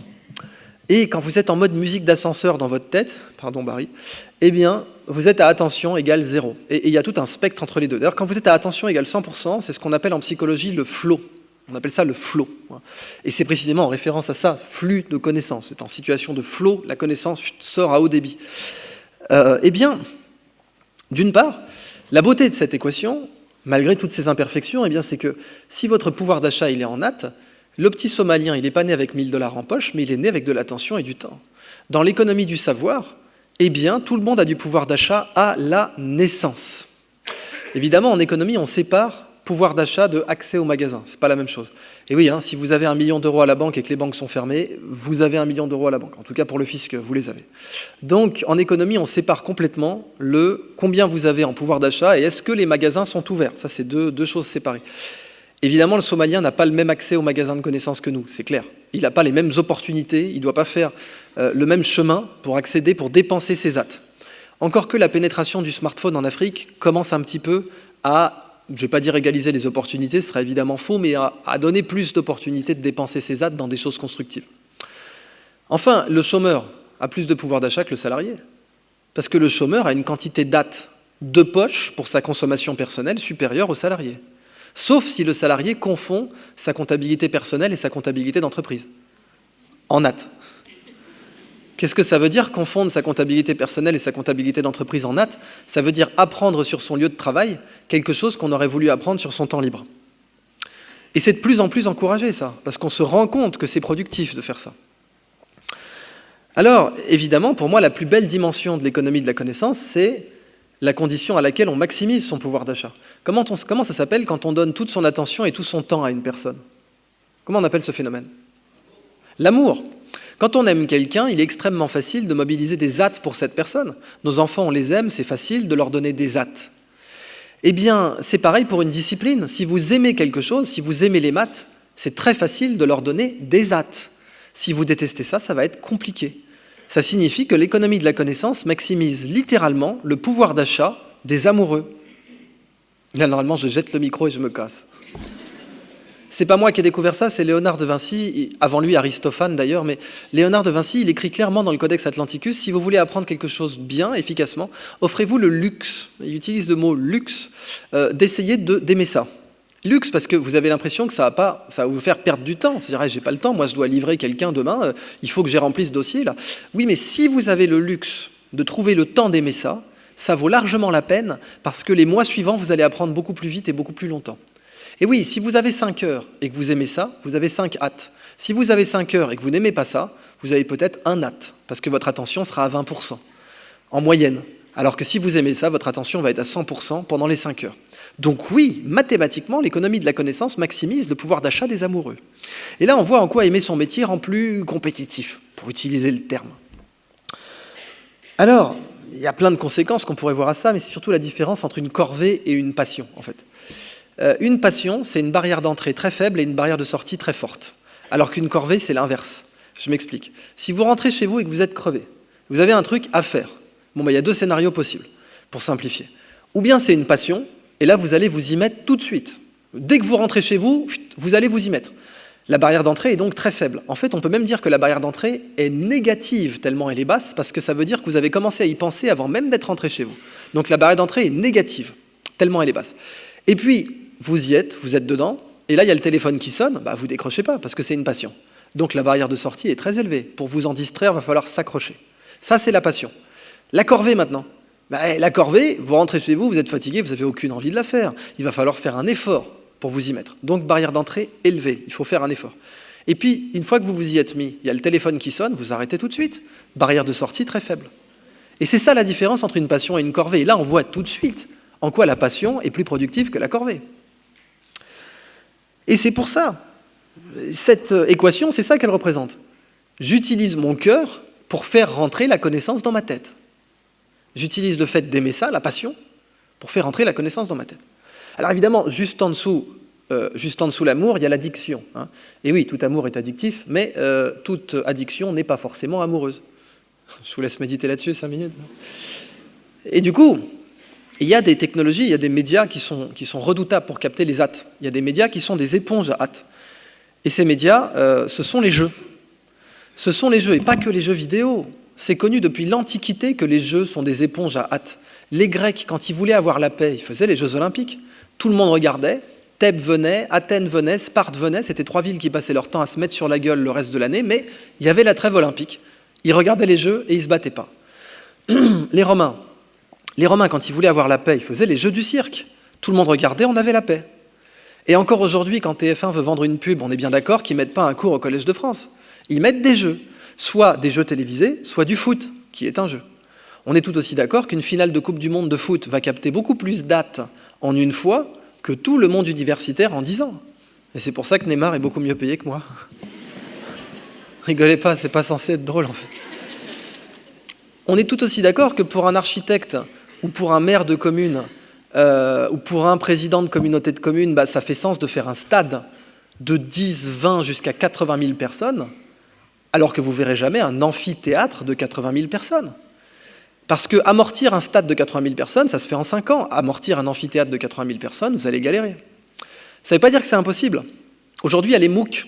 Et avec les cours en ligne, eh bien, on commence à rentrer des AT en très grande quantité sur des cours. Mais ça reste inférieur au foot. Parce que les jeux sont redoutables pour capter l'attention et le temps. Pourquoi ? Parce que les jeux sont incroyablement neuroergonomiques. Et ça, je vais y revenir. Alors, par exemple, et oui, 2 questions à vous poser là-dessus. On va commencer par la plus spéciale, la plus technique. Vous savez qu'en Chine, il y a une université qui forme des joueurs professionnels. Voilà, ça s'appelle le Langxiang Institute of Technology, c'est une université d'État, et cette université d'État forme des joueurs professionnels. C'est ce qu'on appelle le sport électronique, le e-sport. En Corée, ils ont un secrétariat d'État, les mecs, il y a un secrétariat d'État à l'e-sport. Il y a des compétitions et des olympiades. À votre avis, combien ils gagnent les gagnants des olympiades d'e-sport, typiquement sur un jeu qui s'appelle StarCraft 2 ou Dota 2 ? C'est des prix de combien, ça ? On peut en vivre ou pas ? Alors, on peut carrément en vivre. Et en fait, on peut même s'acheter plusieurs villas vue mer à Biscarrosse avec. C'est 6 millions. Et là, je vous parle d'un chiffre de 2014. Hein. Je ne suis même pas sûr que ce soit les mêmes prix maintenant. En 2014, les gagnants des compétitions de Dota 2 ou StarCraft 2 prenaient 6 millions de dollars. Et derrière, il y avait Google, Facebook, Apple, Tesla qui leur offraient des salaires de footballeurs pour entraîner leur intelligence artificielle. Et c'est ça le sujet, en fait. Revenons à la question du travail du cerveau. Il y a des physiciens dans la salle, c'est quoi l'unité de mesure du travail en physique ? En physique, ça se mesure en quoi le travail ? En joules, très bien. Le travail est une énergie en physique. Eh bien, pour le cerveau, c'est pareil. Alors, c'est une simplification, mais 95% de toutes les publications scientifiques en neurosciences cognitives, ce qu'elles regardent, c'est la consommation comparée de glucose par le cerveau, c'est tout. Exactement comme celle-là, par exemple. Celle-là que je vous ai montrée, ce qu'elle regarde, c'est la consommation comparée de glucose. Tomographie à émission de positrons. L'imagerie à résonance fonctionnelle, magnétique fonctionnelle, c'est aussi ce qu'on appelle la réponse, la BOLD, Blood Oxygenation Level Dependent. C'est une réponse en gros, quelle partie du cerveau est plus irriguée. Et plus irriguée parce qu'elle a besoin de plus d'oxygène pour métaboliser plus de lactate. Donc pour simplifier, pardon, vous avez vu du coup ? Vous avez vu le chiffre ? Bon, c'est bien. En fait, pour simplifier vraiment, le travail dans le cerveau, ça peut se mesurer en combien de carburant ça a cramé aujourd'hui. Bon. À votre avis, dans laquelle des tâches suivantes, votre cerveau travaille le plus, c'est-à-dire consomme le plus de glucose, de lactate précisément ? Quand vous jouez aux échecs ? Quand vous jouez au jeu de Go, quand vous faites un nœud de cravate, quand vous faites une mayonnaise, quand vous extrayez la racine 13e d'un nombre à 100 chiffres, comme on a vu tout à l'heure, quand vous résolvez des équations différentielles aux dérivées partielles stochastiques, tous les matins au petit-déj, ou quand vous jouez à StarCraft 2. À votre avis, c'est dans quelle situation que le cerveau va cramer le plus de glucose ? Alors, de très très loin, StarCraft 2, en effet. Et à votre avis, c'est laquelle la plus simple, du coup, en termes de consommation ? C'est laquelle la moins consommatrice de glucose ? La mayonnaise ? Le nœud de cravate ? Alors, la réponse, c'est la racine 13e d'un nombre à 100 chiffres. Alors, évidemment, ne me faites pas dire ce que je n'ai pas dit, tout le monde ne sait pas le faire. Mais en admettant que vous sachiez le faire, la consommation de glucose n'est pas dingue. Bon.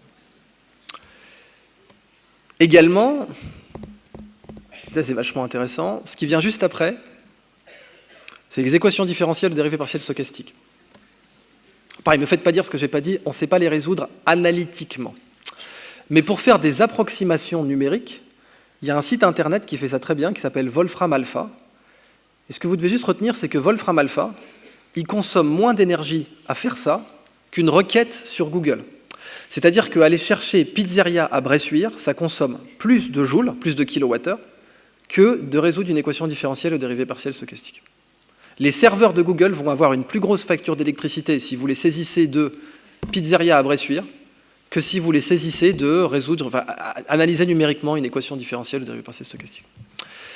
Alors, Parce qu'au-delà de la consommation de glucose du cerveau, il y a une façon très simple en maths, donc ultra rigoureuse pour le coup, en maths, d'expliquer la difficulté d'un problème. La difficulté d'un problème en maths, c'est très simple, c'est la longueur du programme minimal qui résout la tâche. Alors, précisément, si le sujet vous intéresse, dans un langage de programmation qu'on appelle l'assembleur. Mais si vous devez calculer la complexité d'un problème, c'est la longueur. S'il y a une boucle de répétition, vous comptez les répétitions, bien entendu, mais la longueur du programme qui réalise la tâche. Et la racine 13e, c'est une page. Voilà. Une page de programme peut calculer la racine 13e d'un nombre à 100 chiffres. Vous pouvez programmer une grosse calculette pour faire ça, une TI 92, elle peut faire ça. Big up à tous les nerds qui ont eu ça dans leur cartable une fois dans leur vie. Donc ça, c'est pas dingue, quoi. Pareil, l'équation différentielle, je viens de vous le dire, en fait, ça consommera moins 2 kWh qu'une requête Google. Après, vous avez le jeu d'échecs, qui est en fait toujours en dessous de la requête Google, pour être tout à fait rigoureux. Le jeu d'échecs, et oui, c'est dur, d'accord, mais en fait, les machines battent les humains, hein. Ça y est, c'est fini. Depuis 1995, les meilleurs humains ne peuvent plus battre les meilleures machines. C'est terminé. Deep Blue et Deep Blue de IBM ont battu les meilleurs humains, et là, c'est fini, on ne peut plus revenir en arrière. Aucun humain ne bat les meilleures machines aux échecs, c'est fini, ça. Et puis après, il y a le jeu de Go. Le jeu de Go, c'est encore plus dur que le jeu d'échecs d'un point de vue mathématique, mais aucun humain ne peut plus battre les meilleures machines. Lee Sedol, le grand maître de jeu de Go, a été battu par AlphaGo, le logiciel de Google, et là c'est terminé. Aucun humain n'arrive plus à battre les meilleures machines. Et puis après, vous avez le nœud de cravate. Alors, oui, un robot, il peut faire un nœud de cravate, mais comment vous lui expliquez que la cravate est à la mode ? Comment vous lui expliquez que le nœud est équilibré? Comment vous lui expliquez que le tissu va avec la chemise et que la couleur va avec le costard? Comment vous imprimez ça dans la machine? Comment vous codez ça? Google adorerait avoir une intelligence artificielle qui peut faire ça. Google adorerait avoir un Karl Lagerfeld automatique qui peut choisir les prochaines tendances. Il pourrait envoyer ça aux prochains spéculateurs sur le coton et ils feraient la culbute, les mecs. Croyez-moi qu'ils aimeraient avoir ça, mais ils ne peuvent pas. Parce que pour l'instant, les intelligences artificielles ne peuvent pas faire ça. Et puis après, vous avez la mayonnaise. Même principe. Comment vous dites au robot, l'œuf il est là, la moutarde elle est là, l'huile elle est là, il faut touiller comme ça en incorporant l'huile, il faut séparer le blanc des jaunes. Comment vous expliquez ça au robot? Comment vous le programmez ça? Et puis si vous êtes taquin, vous mettez une balle de golf aussi. Comment vous expliquez au robot que ça c'est la balle de golf et que ça c'est l'œuf et qu'il faut taper de cette façon pour l'ouvrir? Eh bien on ne sait pas le faire. On n'a aucun robot aujourd'hui qui sait faire une mayonnaise. Alors pour nous c'est facile. En fait pendant très longtemps, on a cru que l'intelligence c'était la capacité à s'exprimer sans ambiguïté. Il y a eu toute une controverse là-dessus dans les années 90. Il y avait un grand philosophe qui s'appelle Jacques Derrida, et Jacques Derrida devait avoir un doctorat honoris causa de l'université de Cambridge. Et il y a eu une tribune contre lui qui a été signée par je ne vais pas dire les plus grands philosophes de leur temps, parce que plus personne ne sait qui sont ces mecs, mais par des grands professeurs qui ont dit Jacques Derrida n'est pas un philosophe. Et ils ont signé une tribune dans le Time de Londres, c'était du sérieux. Et ils disaient Jacques Derrida n'est pas un philosophe parce qu'il s'exprime dans une langue extraordinairement ambiguë. Et l'ambiguïté est contraire à la philosophie. Bon, voilà. Il ne faut pas avoir lu Ésope pour dire des conneries pareilles, mais en tout cas, à l'époque, eh bien, il était clairement, par une certaine branche, écrit que l'ambiguïté ne pouvait pas avoir sa place dans le langage philosophique. Alors, j'en revenais à l'ambiguïté, je vous parlais de l'ambiguïté. À une époque, il était considéré que s'exprimer dans un langage ambigu était un signe de faible intelligence, ou en tout cas de manque de rigueur philosophique.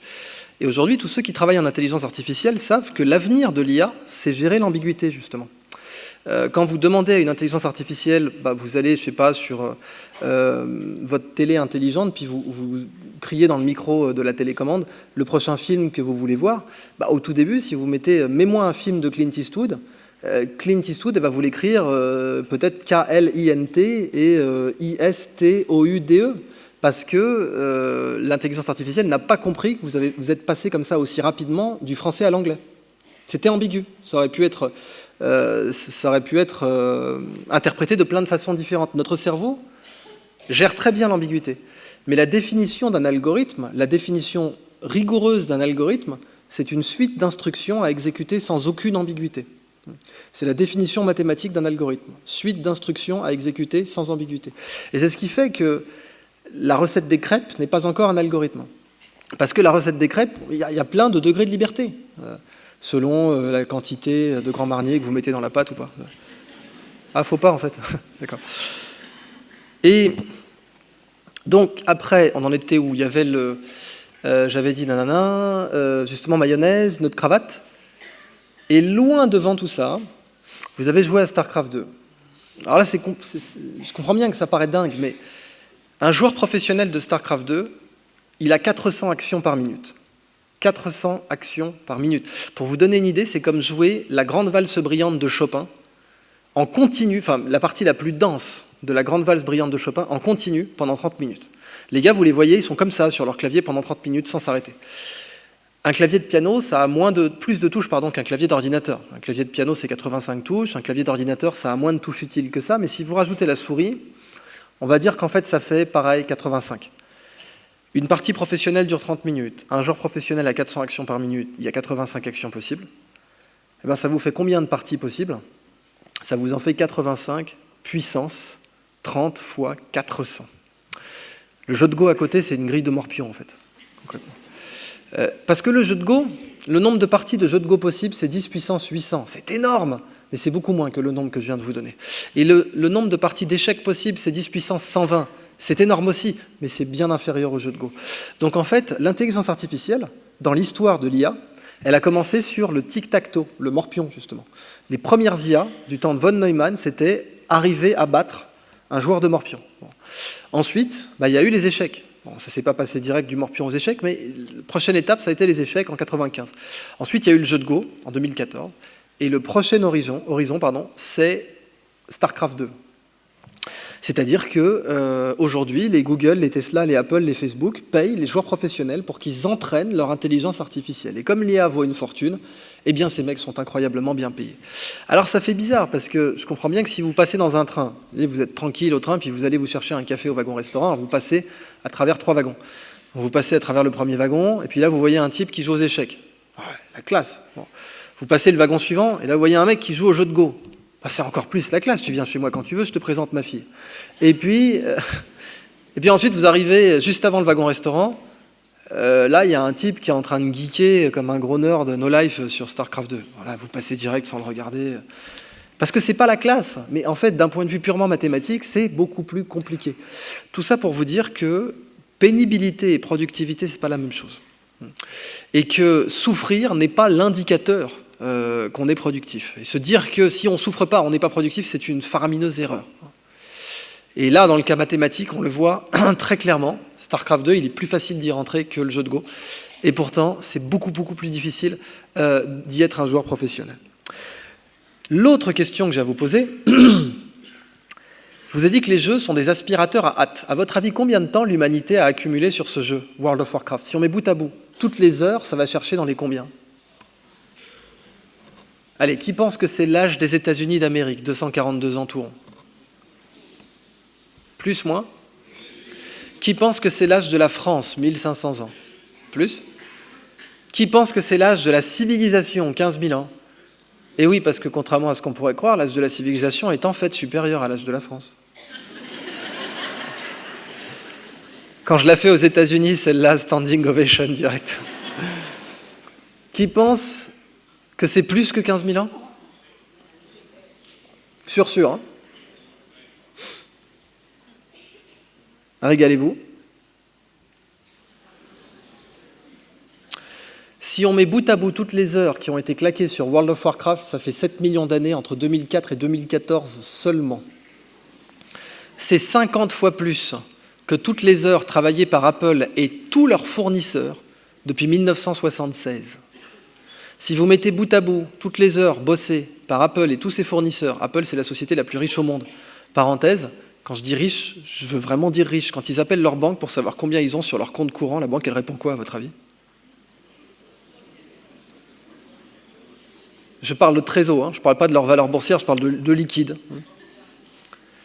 La banque répond, votre compte est créditeur. Oui, créditeur. Vous suivez, c'est bien. Du PIB du Qatar, plus le budget de défense allemand, plus le budget de défense français. Et quand je dis ça aux États-Unis, ils disent mauvais exemple. 250 milliards en liquide, avec 1/50 des heures passées sur World of Warcraft. Et encore, là, je donne un avantage à Apple, je considère qu'une heure égale un nat. Et on sait tous au bureau que c'est pas vrai. Les gens qui sont là, non, pas du tout. Alors évidemment, si je vous disais qu'un jour, peut-être, on pourrait créer le PIB du Qatar en jouant à un jeu, c'est ridicule, non?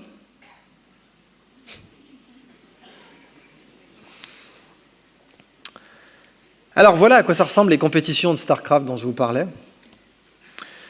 Où là, vous voyez quelqu'un en train d'être photographié, c'est des stades entiers, quoi. L'attachement à un projet. J'aime beaucoup cet exemple. On va faire un petit test. Qui a entendu parler dans la salle de Samuel Pierpont-Langlais?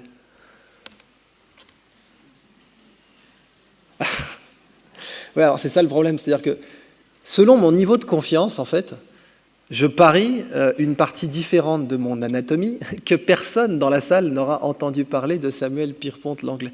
Mais comme il y a toujours quelqu'un pour lever la main, je préfère vous le dire tout de suite, je descends pas plus bas que l'appendice, en fait. Tenez-le vous pour dit. Alors, Samuel Pierpont-Langlais, c'est un mec dont tout le monde se contrefout aujourd'hui, et c'était le gars qui était payé par le président des États-Unis d'Amérique pour faire voler le premier avion.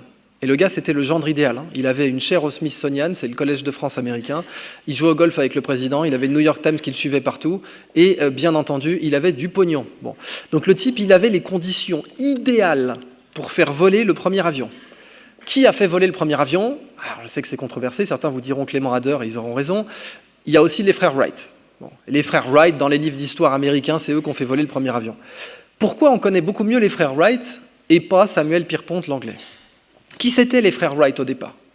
C'était des vendeurs de pièces détachées de vélos à 60 km de Dayton dans l'Ohio. Leur pédigré, c'était ça. Il y a un des deux qui avait fini son éducation du lycée. Un des deux. Et personne dans leur équipe n'avait fini le lycée. Donc les types, au civil, ils vendaient des pièces détachées de vélos dans les champs de maïs. Pourquoi c'est eux? Pourquoi c'est pas quelqu'un d'autre? Pourquoi c'est pas un mec du MIT, de Polytechnique, de Cambridge ou d'Oxford? Pourquoi c'est eux? Parce que eux, quand ils partaient sur le champ, ils envoyaient 5 lots de pièces détachées par jour. C'est-à-dire qu'eux, ils se crachaient 5 fois par jour. Alors évidemment, à 30 km/h, c'est pour ça que c'est un biplan. Le biplan, c'est pour avoir une portance, une sustentation à faible vélocité, mais quand même, ils se crachaient 5 fois par jour, les mecs. Mais quand vous êtes Samuel Pierpont fucking Langlais, vous ne pouvez pas vous cracher une seule fois. Parce que vous jouez au golf avec le président, parce que le New York Times vous suit partout, parce que vous avez une bourse et parce que vous avez une chaire au Smithsonian. Et que du coup, l'échec coûte cher.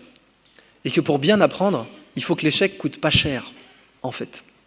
Si vous voulez bien apprendre, et bien innover, et bien créer, et bien changer le monde, ou avoir un prix Nobel, ce que vous voulez, il faut que l'échec soit pas cher.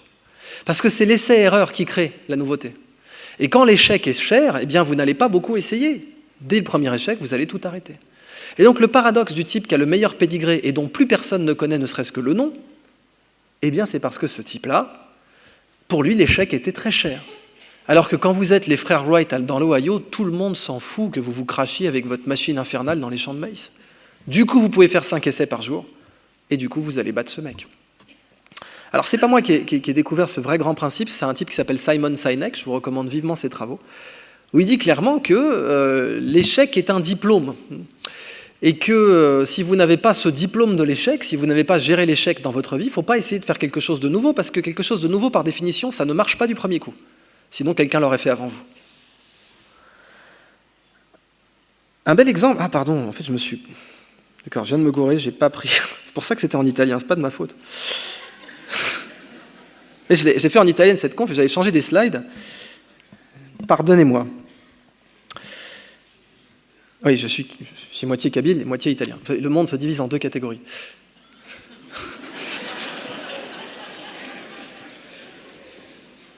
Les Kabyles et ceux qui rêvent d'être Kabyles. Il y a un applaudissement qui a failli partir là. C'est bien, Béjaïa Power. Alors, bon, là, ce qui est marqué, c'est que l'échec est un diplôme. Et là, ce qui est marqué, c'est du Bill Gates qui dit, donc pareil, CF, ma réflexion de la pomme, eh bien, il dit, à l'université, j'ai raté des examens. Il y a des examens, j'ai raté. D'ailleurs, il n'a pas sa licence, il n'a jamais fini sa licence. Mais j'ai un pote, il a réussi tous ses examens. C'est le gendre idéal, le mec, la classe internationale, il a réussi tous ses examens. Et bien, mon pote qui a réussi tous ses examens, il est ingénieur chez Microsoft. Ah, ça fait super mal, ça. L'échec est un diplôme. Et on ne peut pas tenter quelque chose de nouveau si on n'a pas ce diplôme-là. Alors, un autre bel exemple que j'aime beaucoup, c'est l'effet Bannister. Roger Bannister, donc, il arrive dans un contexte où il y a des congrès de médecine, des congrès de la faculté qui disent « courir un mile en moins de 4 minutes, c'est pas possible. C'est une limite physiologique du corps humain, on ne peut pas. » Donc vous avez tout un tas de gars qui arrivent, qui font des congrès géniaux, qui courent absolument pas le mile pour commencer, mais ces mecs-là, ils vous disent « c'est pas possible. On a dit que c'était pas possible, c'est comme ça. C'est une limite du corps humain, on ne peut pas courir un mile en moins de 4 minutes. » Et puis Roger Bannister, il n'avait pas suivi le symposium de médecine de Cambridge, et du coup, il a couru un mile en 3 minutes 59 secondes. Et ce qui est intéressant, c'est qu'une fois qu'il a fait ça, dans le monde, eh bien, vous avez 300 personnes en 6 mois qui ont couru le mile en moins de 4 minutes. Alors, comment on interprète ça? Qu'est-ce que ça veut dire? Est-ce que leur nutrition a changé? Est-ce que leur entraînement a changé? Est-ce que leur physiologie a changé? Est-ce que les mecs, ils ont été exposés à un nuage radioactif qu'on ne connaît pas, et du coup, ils ont réussi à battre leurs limites? Ou bien est-ce que c'est simplement parce qu'ils savaient mentalement, ils étaient au courant que c'était possible, vu que quelqu'un l'avait fait? On appelle ça l'effet Bannister. Et l'effet Bannister, vous le trouvez dans tout un tas de domaines, hein, pas que sur le plan physique, ça peut être sur le plan intellectuel aussi. Ouais, c'est mon test d'ébriété, ça. Il est de quelle couleur, l'éléphant? En fait, j'ai vu qu'il y a certaines personnes qui disaient que ça, c'était une légende, mais je peux vous rassurer, c'est dûment vérifié. On sait, et les archéologues qui ont étudié notamment ce qu'on appelle l'effondrement de l'âge du bronze, qui est une période très significative dans l'histoire humaine, à l'âge de bronze, le fer était un métal précieux. À la fin de l'âge du bronze, le fer était difficile à se fournir, à se procurer. Et notamment, c'est pour ça que les Égyptiens faisaient des bateaux démontables. J'en reparlerai plus loin dans la conf, parce que des clous en bronze pour un bateau, c'est pas top. Et les éléphants, pour les attacher, une chaîne en bronze, c'est pas top non plus. Alors, les Cornac avaient compris que la meilleure façon d'attacher un éléphant, c'était de l'attacher dans sa tête. C'est-à-dire, on lui mettait une petite cordelette à la con, à la patte, et enfant, bien sûr, petit, et là, il ne pouvait pas briser cette cordelette. Mais à l'âge adulte, on lui mettait la même cordelette toute moisie et l'éléphant ne bougeait pas. Parce qu'il avait intégré dans son conditionnement, son souvenir, sa psyché, appelez ça comme vous voulez, il avait intégré l'idée que cette corde était invincible et qu'il ne pouvait rien faire contre elle. Du coup, il ne bougeait pas. Et il y a beaucoup de champions, pas de rodéo, mais de western, d'équitation western, qui s'amusent à attacher leur cheval à une chaise de jardin. Et ce qui est dingue, c'est que le cheval, il est attaché à une chaise de jardin, il ne bouge pas, parce qu'il voit qu'il y a le nœud. Mais si on laisse la corde sans le nœud, là, il se casse, il n'est pas con, quoi. Donc, la question qu'il faut se poser, c'est combien de ces cordes on a dans la tête? Parce qu'on en a tous, en fait. Notre cerveau, c'est un peu comme un smartphone, il a des applications. Il a un environnement applicatif. Et il a un environnement applicatif qui est là depuis la naissance, qui est installé par le constructeur, si vous voulez, et ça, c'est la peur d'être abandonné. Notre cerveau, il a peur d'être abandonné quand on est petit. Et puis chez l'adulte, ça devient la peur d'être exclu par le groupe. Voilà. Chez l'adulte, ça devient la peur d'être rejeté par le groupe. Ça, c'est très douloureux. Ça. On a la preuve aujourd'hui en imagerie fonctionnelle que quand un humain est rejeté par son groupe, la partie du cerveau qui s'active est une partie associée à la douleur physique.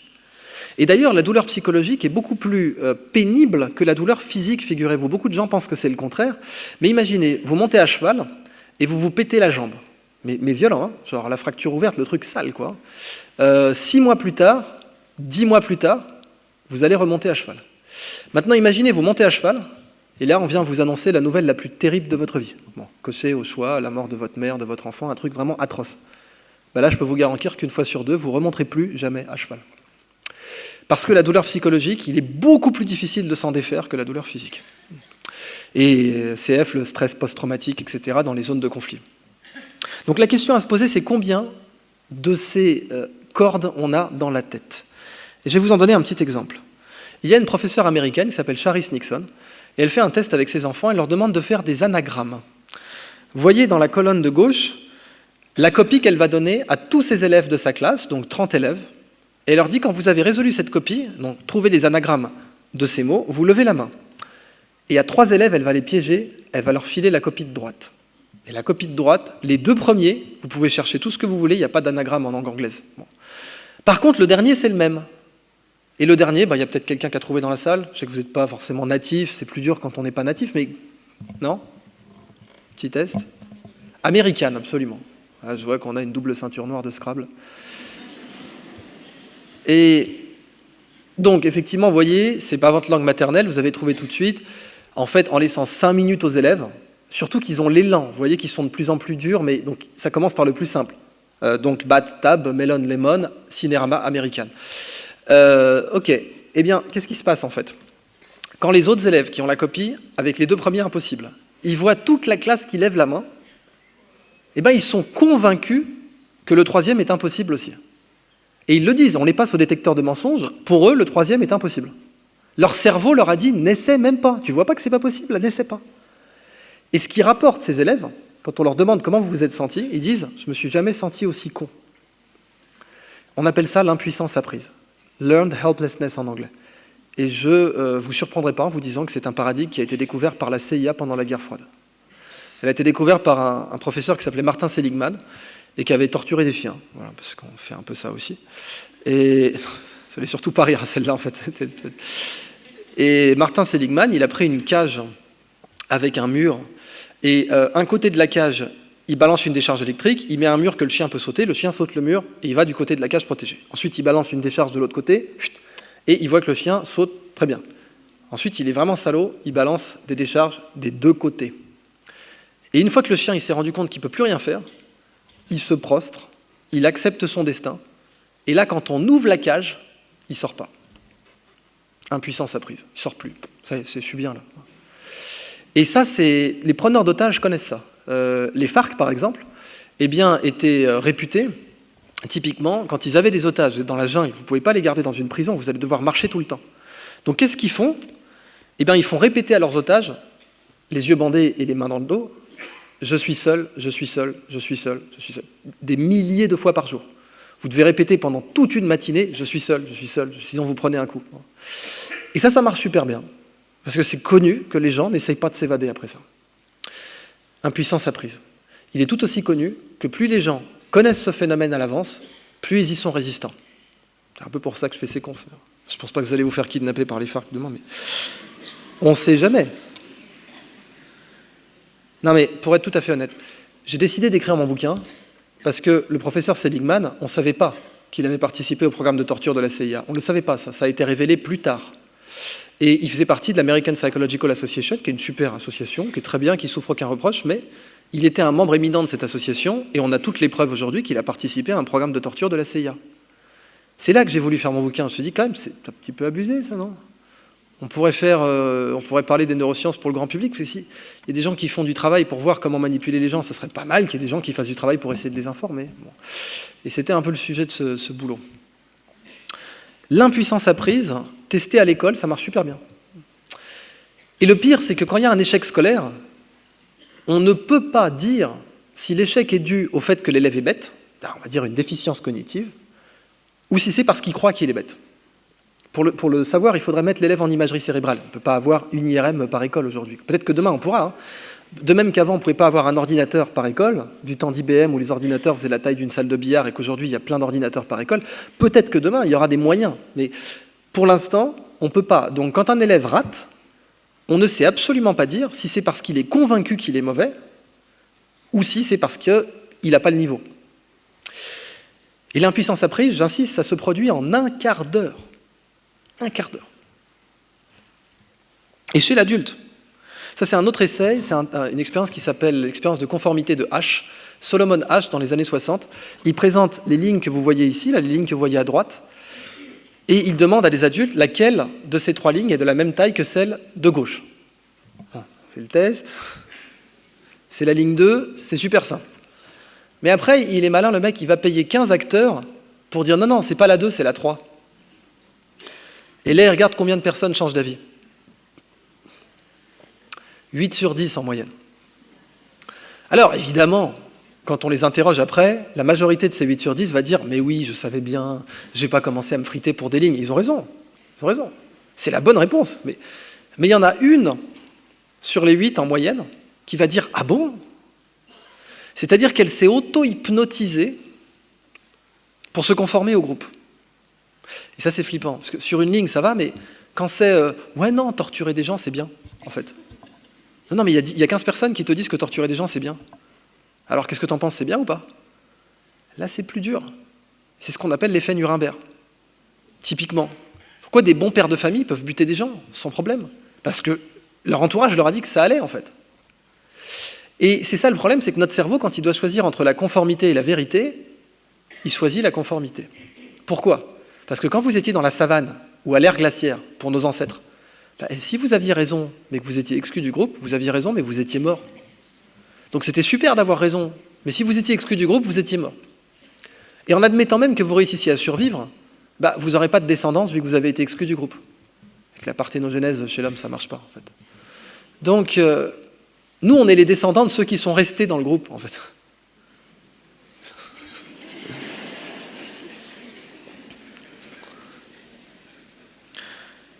Une autre expérience que j'adore, c'est un test de créativité où vous devez... Alors, le test en lui-même, il n'est pas intéressant du tout. Ce qui est intéressant, c'est ce que le psychologue va en faire, en fait. Le test, c'est, vous avez tout ça, et vous devez vous démerder pour que la bougie se consume entièrement en étant parallèle au mur sans qu'une goutte de cire ne tombe sur la table. Bon. Alors, c'est pas le truc le plus excitant de votre journée, je vais vous donner le résultat direct. Le résultat, c'est ça. Bon. Il faut, et donc c'est pour ça que c'est un test de créativité, parce que, alors là, c'est mal fait, parce que normalement, les punaises sont dans la boîte. Voilà. C'est là que c'est un test de créativité, parce que ça oblige la personne à voir la boîte comme une partie intégrante de la résolution du problème, pas juste un contenant des punaises qui est là par hasard. Bon, c'est pas ça qui est important. Ce qui est important, c'est qu'il y a un psychologue qui va dire à une salle qui fait à peu près la taille d'une rangée, il va lui dire, bon, vous, là, tous ceux de gauche, si vous réussissez ce problème, je vous file 100 $ chacun. Et tous ceux de droite, si vous réussissez ce problème, je vous file une poignée de main. À votre avis, quel groupe performe le mieux?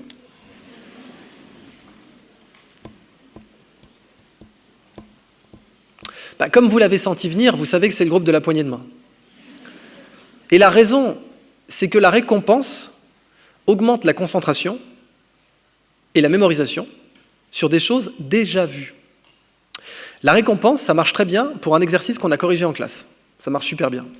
La récompense, ça marche pour renforcer un comportement qui a déjà été répété.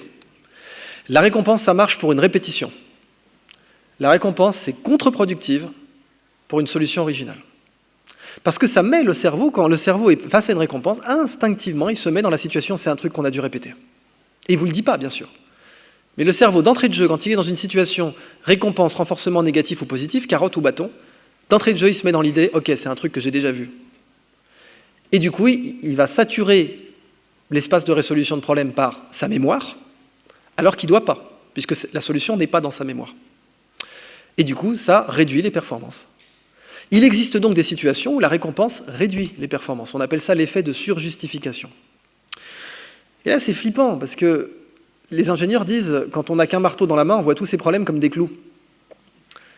Quand on n'a que la récompense de la main, on voit tous ces problèmes comme des problèmes qu'on peut récompenser. Et l'innovation dans l'histoire humaine ne rentre pas dans cette catégorie-là. Ça ne veut pas dire qu'il faut arrêter la récompense et ou les notes, même si c'est un sujet. Mais en tout cas, par exemple, le vrai sujet, c'est, sachez que la correction et la note, c'est pas la même chose. C'est quelque chose qu'il faut bien comprendre. La correction et la note, ce n'est pas la même chose. Il y a autant de différences entre la correction et la note qu'il y en a entre la vis et le clou. Ça se ressemble vachement. Et on peut enfoncer une vis avec un marteau. Mais une vis, il faut l'enfoncer avec un tournevis. La correction, ça sert à améliorer un comportement. C'est-à-dire que si vous jouez au piano et que vous faites une fausse note, il faut vous corriger. Bon. La note, ça sert à classer. Ça sert à dire si vous avez le niveau ou pas. Ça sert à dire si vous passez le standard ou pas. Bon, certes. Et puis s'il y a un concours, la note, ça sert à dire il y a tant de places, il y a tant de gens, tout le monde n'aura pas les places. C'est à ça que la note, ça sert. Mais la correction, c'est simplement ajuster un comportement. Et pour bien apprendre, il faut être corrigé souvent. Et quand on dégoûte quelqu'un de la correction, on détruit son apprentissage. Quand on fait que quelqu'un a peur d'être corrigé, quand on fait que quelqu'un est terrifié à l'idée de recevoir une correction, on ralentit son apprentissage. Parce que pour apprendre vite, il faut être corrigé beaucoup. C'est comme un modem, si vous voulez. Je vais vous en reparler quand on reparlera des jeux. Un modem, 56K, donc ça veut dire 56 000 signaux par seconde. Octets même, plus que des signaux.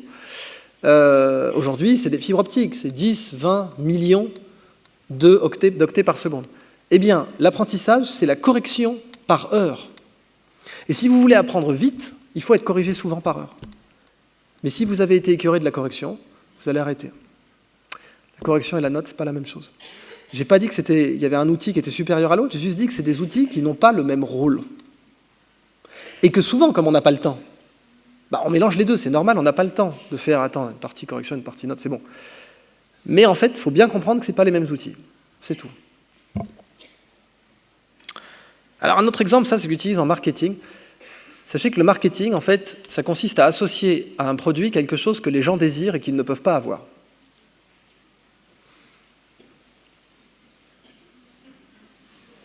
Vous voyez le côté vicelard ou pas, là? Ça, c'est une marque de cigarettes qui a fait un carton en Afrique. Vous associez à la marque quelque chose que les gens désirent et qu'ils ne peuvent pas avoir, un Visa. Elle a marché du tonnerre, cette marque. Bon, vous voulez vendre une bière, vous mettez une jolie blonde. Le cerveau se dit, j'ai acheté la jolie blonde quand il achète la bière. Inconsciemment, c'est ça le truc. Et comme boire la bière ne va pas rassasier sa soif de jolie blonde, il va en racheter une après. Vous avez remarqué que c'est une dame qui rigole. On dit souvent que pour vendre un produit à un mec, il faut cibler la testostérone, donc le pouvoir, la domination, la réussite. Et que pour vendre quelque chose à une femme, il faut cibler les oestrogènes, typiquement l'engagement. Par exemple, quand Cacharel veut vendre un parfum à une dame, il l'appelle promesse. Plus qu'un parfum, une promesse. Je n'invente rien. Et je ne tire aucune conclusion. Alors, si on en revient à des expériences de conditionnement dont l'objectif est de se libérer, vous avez entendu parler de l'expérience de la prison de Stanford, ou pas. Et pourtant, tout le monde devrait en avoir entendu parler parce que c'est une expérience extraordinairement intéressante. Très controversée à l'époque, qui ne respecte pas la règle numéro 1 de la doxa scientifique actuelle, c'est-à-dire ne faites pas partie de votre propre expérience. C'est censé être la règle numéro 1, ne faites pas partie de votre propre expérience. Et pourtant, l'expérimentateur, il a fait ça. Il a pris un quart d'étudiants, non pas que d'étudiants, de pères de famille, de gens qui avaient été vérifiés dans leur background pour aucun antécédent d'ordre judiciaire ou psychiatrique. Et il prend donc un quart et il leur dit à partir de maintenant, tous les gens à ma gauche, vous allez jouer des faux prisonniers dans une fausse prison, et tous les gens à ma droite, vous allez jouer des faux gardiens dans une fausse prison. Et pour bien leur faire jouer le jeu, il va demander à la police de Palo Alto de les arrêter, de bien les mettre dans l'ambiance, les arrêter, faire le mugshot avec le numéro de série et tout, le profil et tout le bazar. Et là, il s'était dit, peut-être qu'en 2 semaines, je verrai un début d'effet. Je verrai des prisonniers qui se prennent tellement dans le jeu qu'ils croient qu'ils sont coupables. Et puis je verrai peut-être des gardiens qui se prennent tellement dans le jeu qu'ils vont commencer un peu, éventuellement, sait-on jamais, à abuser de leur pouvoir. Et je pense qu'au bout de 2 ou 3 semaines, il se pourrait que je vois, si je suis suffisamment vigilant, un début d'effet. Il a dû arrêter l'expérience en 72 heures. C'est totalement parti en vrille. Et lui, le premier, c'est-à-dire que lui, il jouait pas n'importe qui, il jouait le patron de la prison. Et lui, le premier, il tournait la carte, le mec. Il s'est mis à abuser. Vous donnez un bâton à quelqu'un, tiens, si je m'en servais, tiens, viens là, toi. Il a fait ça. C'est-à-dire, il y a le côté, j'ai du pouvoir, je peux les priver de ce que je veux, je peux leur enlever le matelas, je peux leur faire sauter la bouffe, je peux leur mettre de la lumière dans leurs cellules. Ils ont signé, les gars. Let's go. En 72 heures, il y avait des prisonniers qui croyaient vraiment qu'ils étaient coupables et qui méritaient leur sort. Et il y a des gardiens qui devenaient complètement sadiques. Et rien, et c'est ça la conclusion de l'expérience, rien dans la recherche d'antécédents n'aurait permis de soupçonner ça. Rien. Philippe Zimbardo a appelé ça l'effet Lucifer.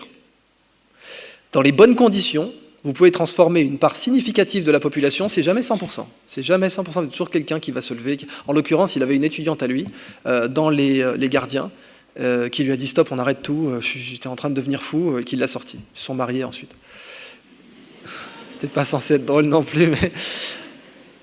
oui, donc ça finit bien, mais ce que je veux dire, c'est que quand les gens ne sont pas au courant, ça finit mal, en fait.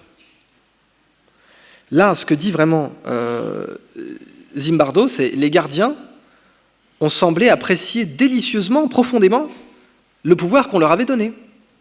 Et aucun de nos tests de personnalité ne permettait de détecter ça.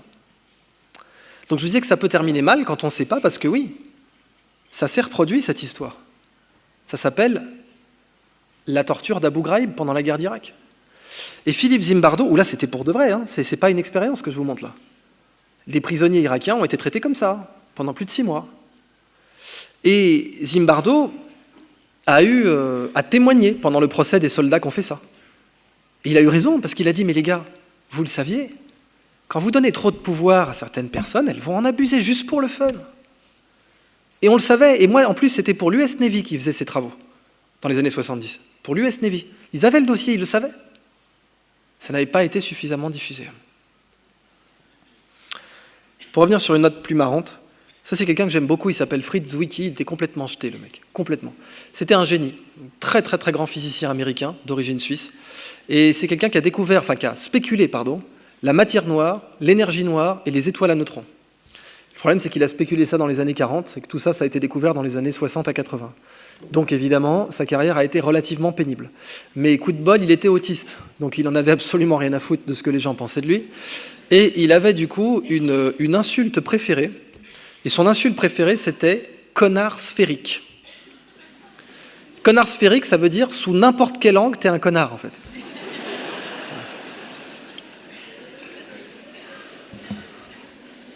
Spherical bastard. Eh bien, s'il y a bien une chose que j'ai apprise, c'est que le connard sphérique, ça n'existe pas. Ça, c'est une vraie sagesse. C'est-à-dire que le connard sphérique n'existe pas. Quelqu'un qui est le pire des connards avec vous, il existe un angle sous lequel il est cabossé. Le problème, c'est que dans la vie, on montre toujours le même angle. Quand on travaille, même avec nos enfants, on leur montre le même angle. Enfin, même en situation familiale, on a tendance à montrer que le même angle de nous-mêmes. Et on est limite bloqué par des rails qui se sont construits dans notre habitude, où on va montrer un angle qui est quand même très sensiblement le même. Eh bien, en fait, si on veut résoudre les conflits, il faut aussi être capable d'aller circumnaviguer les humains pour essayer de trouver l'angle sous lequel ils sont cabossés. Et ça, c'est le théorème du « le connard sphérique n'existe pas ». Marc Aurèle, et c'est pour ça que j'ai voulu parler de neurosagesse dans mon bouquin, parce que neurosagesse, j'ai été surpris de voir que c'était un mot qui n'existait pas. Voilà. Et alors qu'on peut mettre du neuro partout, puisque l'activité humaine, il y a toujours des neurones dedans. Hein. Même si elle est manuelle, c'est une activité, il y a des neurones dedans. On parle de neurojustice, neuropolitique, et on a raison, parce que comprendre le cerveau permet de comprendre la politique, la justice, la façon dont les jurys prennent des décisions. Mais le mot neurosagesse n'existait pas. Alors que Isaac Asimov a dit « une civilisation qui produit beaucoup de connaissances et peu de sagesse, elle est vouée à l'extinction ». Il a tout à fait raison. Au XXe siècle, on a vu l'exemple parfait de civilisation très technologiquement avancée et zéro sagesse. Et ce sont les pires, les civilisations les plus inhumaines du XXe étaient aussi les plus technologiquement avancées. Le Japon d'Hirohito, l'Allemagne nazie, etc. Donc on peut être technologiquement avancé et être immonde. Et c'est ce petit truc qu'il fallait rappeler et qu'Isaac Asimov a rappelé. C'est pour ça que j'ai voulu inventer ce terme de neurosagesse, qui signifie en gros connais ton cerveau, sinon quelqu'un d'autre va le connaître à ta place et c'est pas dans ton intérêt en fait. Donc là, c'est Marc Aurèle qui disait il y a deux types de pouvoir dans la vie en fait, le pouvoir sur soi et le pouvoir sur les autres. Et Marc Aurèle disait le pouvoir sur soi est supérieur au pouvoir sur les autres. C'est bien envoyé de la part d'un empereur de Rome à l'apogée de Rome, mais il a raison. C'est-à-dire que si vous avez du pouvoir sur les autres et que vous n'avez pas de pouvoir sur vous-même, qui c'est qui a du pouvoir sur vous-même, du coup? Et c'est ça qui est flippant. Quelqu'un qui a du pouvoir sur les autres et qui n'a pas de pouvoir sur lui-même, c'est très inquiétant. Pour Platon, l'âme humaine est un chariot avec deux chevaux, un noir et un blanc. Et pour simplifier, les soufis ont dit le noir, c'est le moi qui commande et le blanc, c'est le moi véritable. Eh bien, le moi qui commande, c'est celui qui dit « donne-moi ce que je veux » et le moi véritable, c'est celui qui dit « donne-moi ce dont j'ai besoin ». Et ce n'est pas les mêmes, en général. Très peu de gens veulent ce dont ils ont besoin, très très peu. Un enfant, autant, si vous le privez de chamallow, il va en arriver à la conclusion naturelle que vous lui voulez du mal, en fait. C'est-à-dire, maman, elle est méchante, elle m'a pris mon paquet de chamallow. Oui, mais en fait, si tu avais bouffé tout le paquet, tu aurais eu la chiasse du siècle et ça aurait été encore plus méchant avec toi. Donc... Eh bien, l'humain, il est pareil, en fait. Hein. L'humain adulte, et même les États, et c'est ça qui est flippant, les États ne savent pas où est leur intérêt. En géopolitique, il n'était pas du tout dans l'intérêt de la France en 1919 de faire le diktat de Versailles, d'humilier l'Allemagne, d'occuper la Ruhr, de faire signer à l'Allemagne qu'elle était seule et unique responsable de la Première Guerre mondiale, ce qui est faux. Ce n'était pas dans l'intérêt de la France de faire ça, et pourtant on l'a fait, parce que notre ego le désirait. Et notre ego, c'est le moi qui commande, celui qui dit « donne-moi ce que je veux ». Ah, et c'était la première partie, mais de très loin la plus longue. Les autres sont beaucoup, beaucoup plus simples et concrètes. Je vous ai dit, l'abstrait, ça nécessite des efforts. Le concret, ça ne nécessite pas d'efforts. Concrètement. Ouais, c'est un peu le moment Hello Kitty de la présentation. J'ai des étudiantes chinoises, des fois, elles sont là « Ah, c'est trop mignon !» Mais comme vous n'avez pas de cœur, vous, je vois bien que... En fait, la meilleure remarque que j'ai eue dans les clubs d'entreprise en France sur cette image, c'était « Elle est belle, la chaîne !» Test de Rorschach pour patron de PME. Alors, pourquoi je vous ai mis ces petits bébés tigres ? D'une part, pour rappeler que jouer est la façon la plus efficace d'apprendre, point. Et en neuroéthologie, c'est connu depuis les années 70. Jouer est la façon la plus efficace d'apprendre, point. Pourquoi ? Parce que, en fait, déjà, plus un animal est intelligent, plus il joue. Attention, c'est une corrélation, ce n'est pas forcément un lien de cause à effet, mais le lien de cause à effet a été démontré en l'occurrence. Plus un animal est intelligent, plus il joue. Les dauphins jouent, les tigres jouent, les poulpes jouent, les perroquets jouent, les corbeaux jouent, les chats jouent bien entendu, les chiens aussi. Plus un animal est intelligent, plus il joue. Les proies comme les prédateurs jouent, tous les mammifères en fait jouent pour apprendre, mais pas que, donc les poulpes et les corbeaux aussi. Et en fait, plus la nature doit sélectionner un comportement compliqué, un comportement difficile, par exemple un chimpanzé aller chercher des fourmis dans la fourmilière avec un bâton enduit de miel. C'est super technique ça. Eh bien, à chaque fois que la nature a un comportement technique à inculquer, c'est le jeu qu'elle utilise. Que ce soit donc pour casser une noix avec des cailloux ou utiliser un bâton pour aller chercher des fourmis, c'est le jeu qui va être mobilisé par la nature pour enseigner le comportement. Plus il est compliqué, plus il est technique, plus la nature va recourir au jeu. Pourquoi ? Parce que le jeu vous corrige 2 fois par seconde. En plus du fait que le jeu a une faible barrière d'entrée, c'est très facile de commencer un jeu, c'est difficile d'arrêter. Faible barrière d'entrée, forte barrière de sortie, c'est une passion. Forcément, c'est plus efficace. Vous savez, la nature, elle est un poil plus sélective que le concours d'entrée à Polytechnique. La nature, si vous échouez, vous êtes mort. C'est pas vous revenez l'année prochaine, vous êtes mort. Donc la nature, elle ne fait pas de cadeaux. Et dans un environnement qui est ultra méchant, compétitif, la loi de la jungle, le comportement d'apprentissage qu'elle a sélectionné le plus efficace, c'est le jeu. Parce que ça marche. Ces bébés tigres-là, s'ils ne jouent pas, ils vont crever. Ils ne sauront pas chasser, ils ne sauront pas défendre leur territoire, ils ne sauront pas se reproduire, ils vont mourir. Et l'espèce va mourir avec eux. Donc pour eux, jouer, c'est sérieux. Hein. Ce n'est pas juste comme ça pour le délire. Ça leur apprend à se reproduire, à chasser, à défendre leur territoire. Et puis également, ces bébés tigres, ils illustrent l'importance de la mignonitude. Alors en français, c'est un néologisme, mais en anglais, ça existe ce mot, c'est cuteness. Cuteness, la mignonitude. La mignonitude en neurosciences, c'est quelque chose de très précis. Ça veut dire « n'aie pas peur ». La mignonitude, c'est un message qui dit « n'aie pas peur, occupe-toi de moi, regarde-moi ». La mignonitude, c'est une des façons que la nature a développées pour capter l'attention et le temps d'autrui, en fait. Et oui, vous croyez que c'est nous qui avons domestiqué le chat, mais c'est lui, en fait, qui nous a domestiqués. On sait que plus un animal est domestiqué, plus il reste mignon à l'âge adulte. Les chats sauvages ne ronronnent pas à l'âge adulte, mais les chats domestiqués, si. Plus un animal est domestiqué, toutes choses égales par ailleurs, plus il a tendance à rester mignon longtemps. Pourquoi ? Parce qu'un animal domestiqué, sa survie dépend de l'attention et du temps humain. Et donc, pour capter un maximum d'attention humaine, plus il capte d'attention et de temps humain, plus il a de chances de survivre. Donc, plus il est mignon, plus il a de chances de survivre. Surtout si c'est un animal qui garde plus les troupeaux, etc. L'attention et le temps humain, ça garantit 2 choses. Ça garantit de la bouffe et ça garantit la protection des prédateurs. S'il y a un humain autour, il y a moins de chances qu'un prédateur vous bouffe. Alors, pour en venir au jeu, je vais vous parler de la mignonitude encore juste après. Ça, c'est un type de chirurgie qui se réalise avec des manettes et un écran. Bon, manette, écran, il n'a pas fallu longtemps avant qu'un chirurgien pose la question « peut-être que les chirurgiens qui jouent aux jeux vidéo d'action seraient plus performants ». On a fait le test. Les chirurgiens qui jouent aux jeux vidéo d'action sont 35% plus performants sur la chirurgie laparoscopique. À tel point que l'étude conclut, si vous devez passer une laparoscopie, demandez à votre chirurgien s'il joue aux jeux vidéo. Et puis maintenant, regardons la question de la mignonitude. Donc le deuxième message de ces bébés tigres. Le premier message, c'était « jouer, c'est la façon la plus performante d'apprendre », sinon l'aviation civile n'apprendrait pas sur simulateur au passage. Et l'autre message, c'était l'importance de la mignonitude. Ce que montre cette publication, vous voyez ici, là, vous avez des photos avec à gauche une haute mignonitude, comparativement à droite, basse mignonitude. Et pour être tout à fait rigoureux, ils ont mis des jeunes et des adultes, pour bien montrer que ce n'est pas seulement, oui, parce que attends, c'est un enfant, donc il est plus mignon, mais même entre des photos d'enfants et des photos d'adultes, ils ont mis haute mignonitude, basse mignonitude.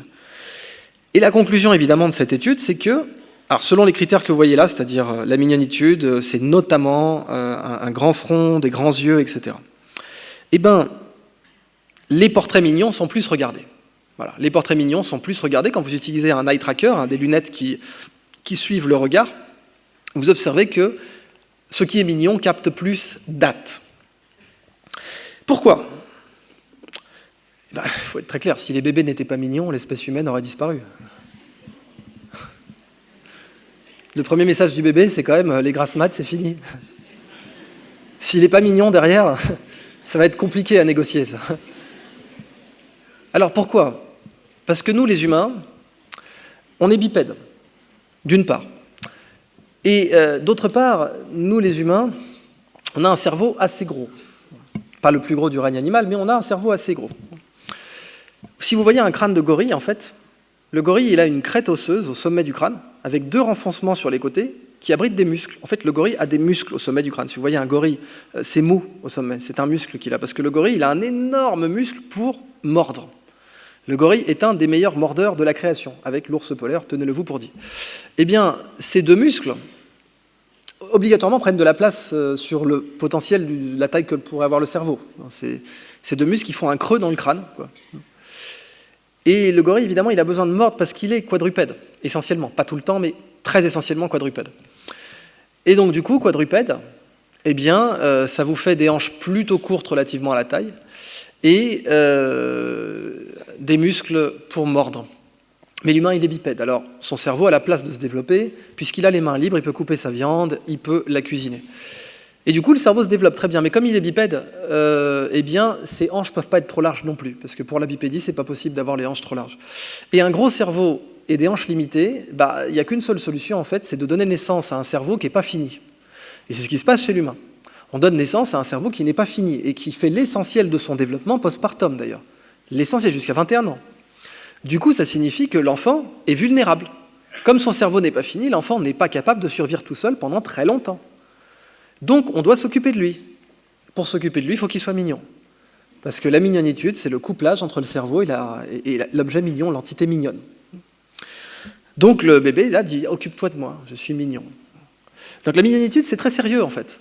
Et pourquoi je vous en parle? Parce que, pardon, voilà, c'est ça le sujet, c'est en gros, pour les technologies, voilà, auquel des 2 robots vous allez confier vos gosses, là?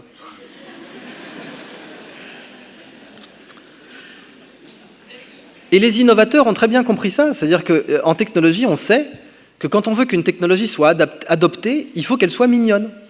Parce que quand une technologie est mignonne, on a moins peur, ça veut dire « n'aie pas peur », la mignonitude. Et typiquement, les rois du pétrole là-dedans, c'était Apple, c'est pour ça qu'ils sont à ce point pleins aux as, en fait. C'est parce qu'il y a une dimension psychologique très subtile dans la façon dont ils designent le produit, qui fait qu'en fait, les gens sont prêts à payer plus cher, et qu'il y a un lien affectif qui se crée avec l'objet. Par exemple, ce design-là, dans les années 80, qu'est-ce qu'il vous dit? Il vous dit « n'aie pas peur ». C'est des bords arrondis, c'est du plastique blanc, c'est un jouet le truc, ça dit « hello » en plus. Et puis le lecteur disquette, on dirait un sourire. Une technologie n'est pas adoptée quand elle marche, elle est adoptée quand elle cesse de faire peur. Parce que quand une technologie marche, elle est plus ridicule vu qu'elle marche. Mais du coup, elle est quoi? Dangereuse. Combien de technologies, je vais vous montrer ça tout à l'heure, n'ont pas été adoptées alors qu'elles marchaient parce qu'elles faisaient peur.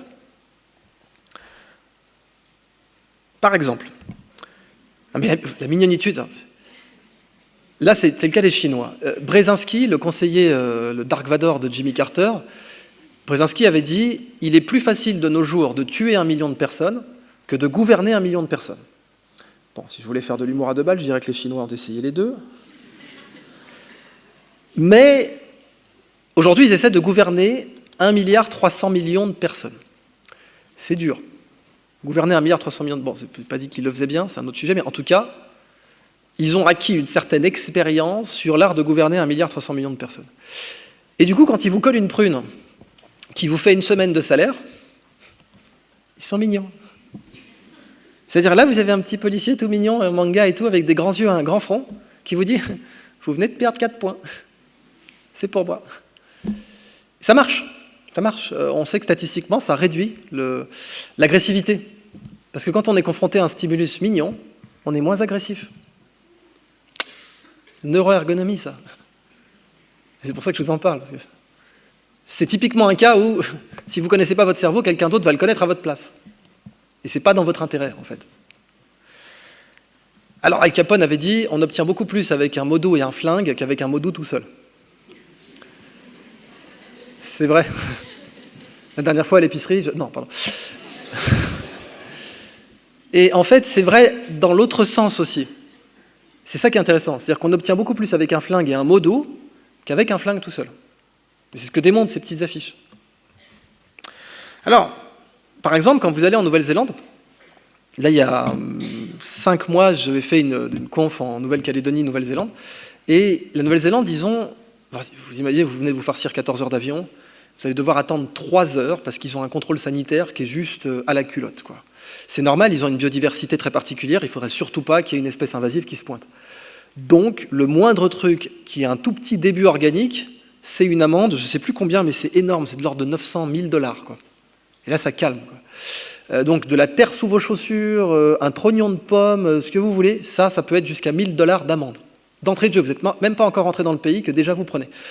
Eh bien, pour communiquer ce message, il y a 2 solutions.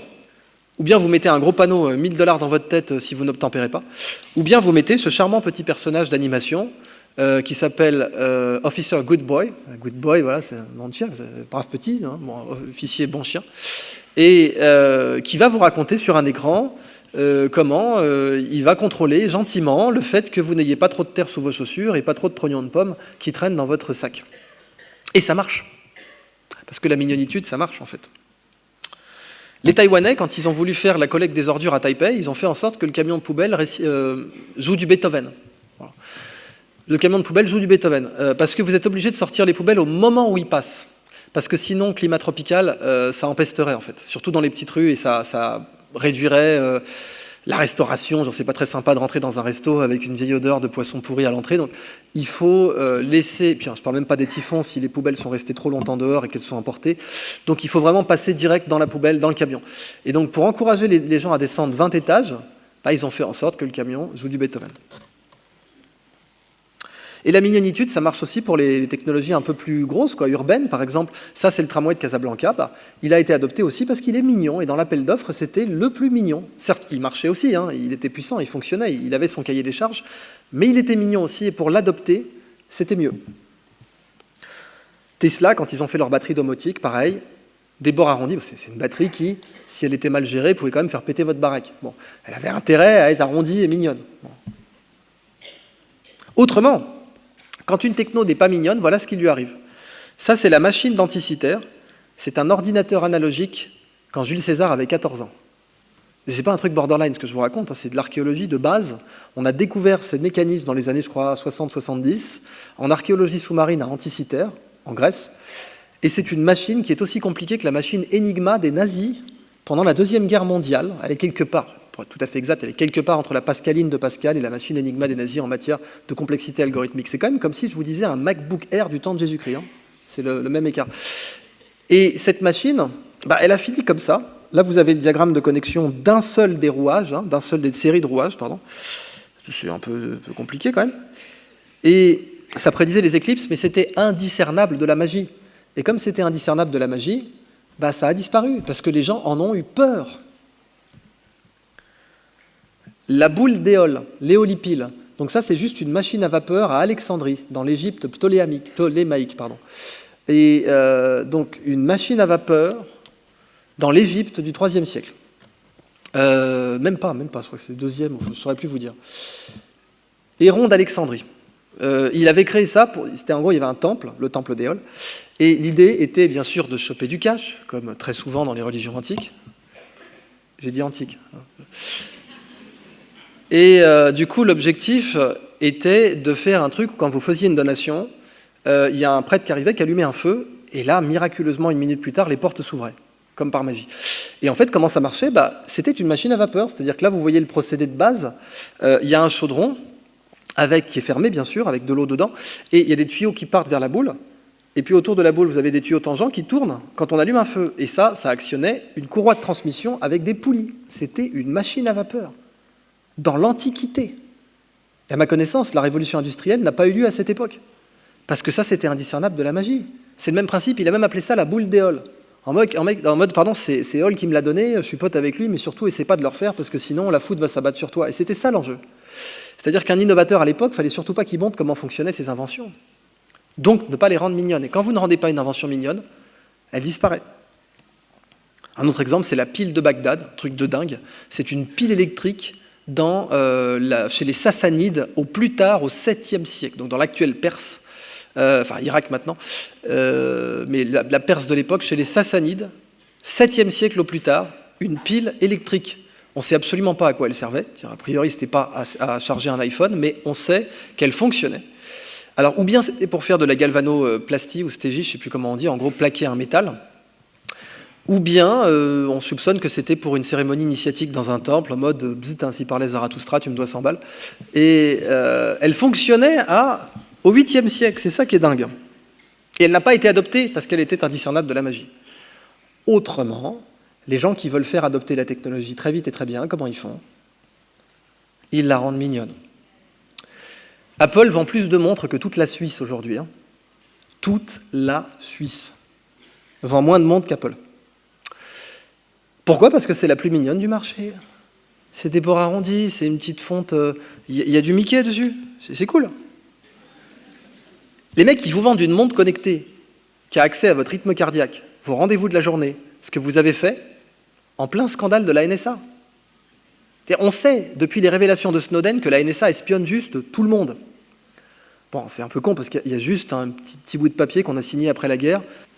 Ils nous vendent une montre qui est intime, qui est liée à nous, en plein scandale de la NSA. C'est brillant, j'ai envie de dire.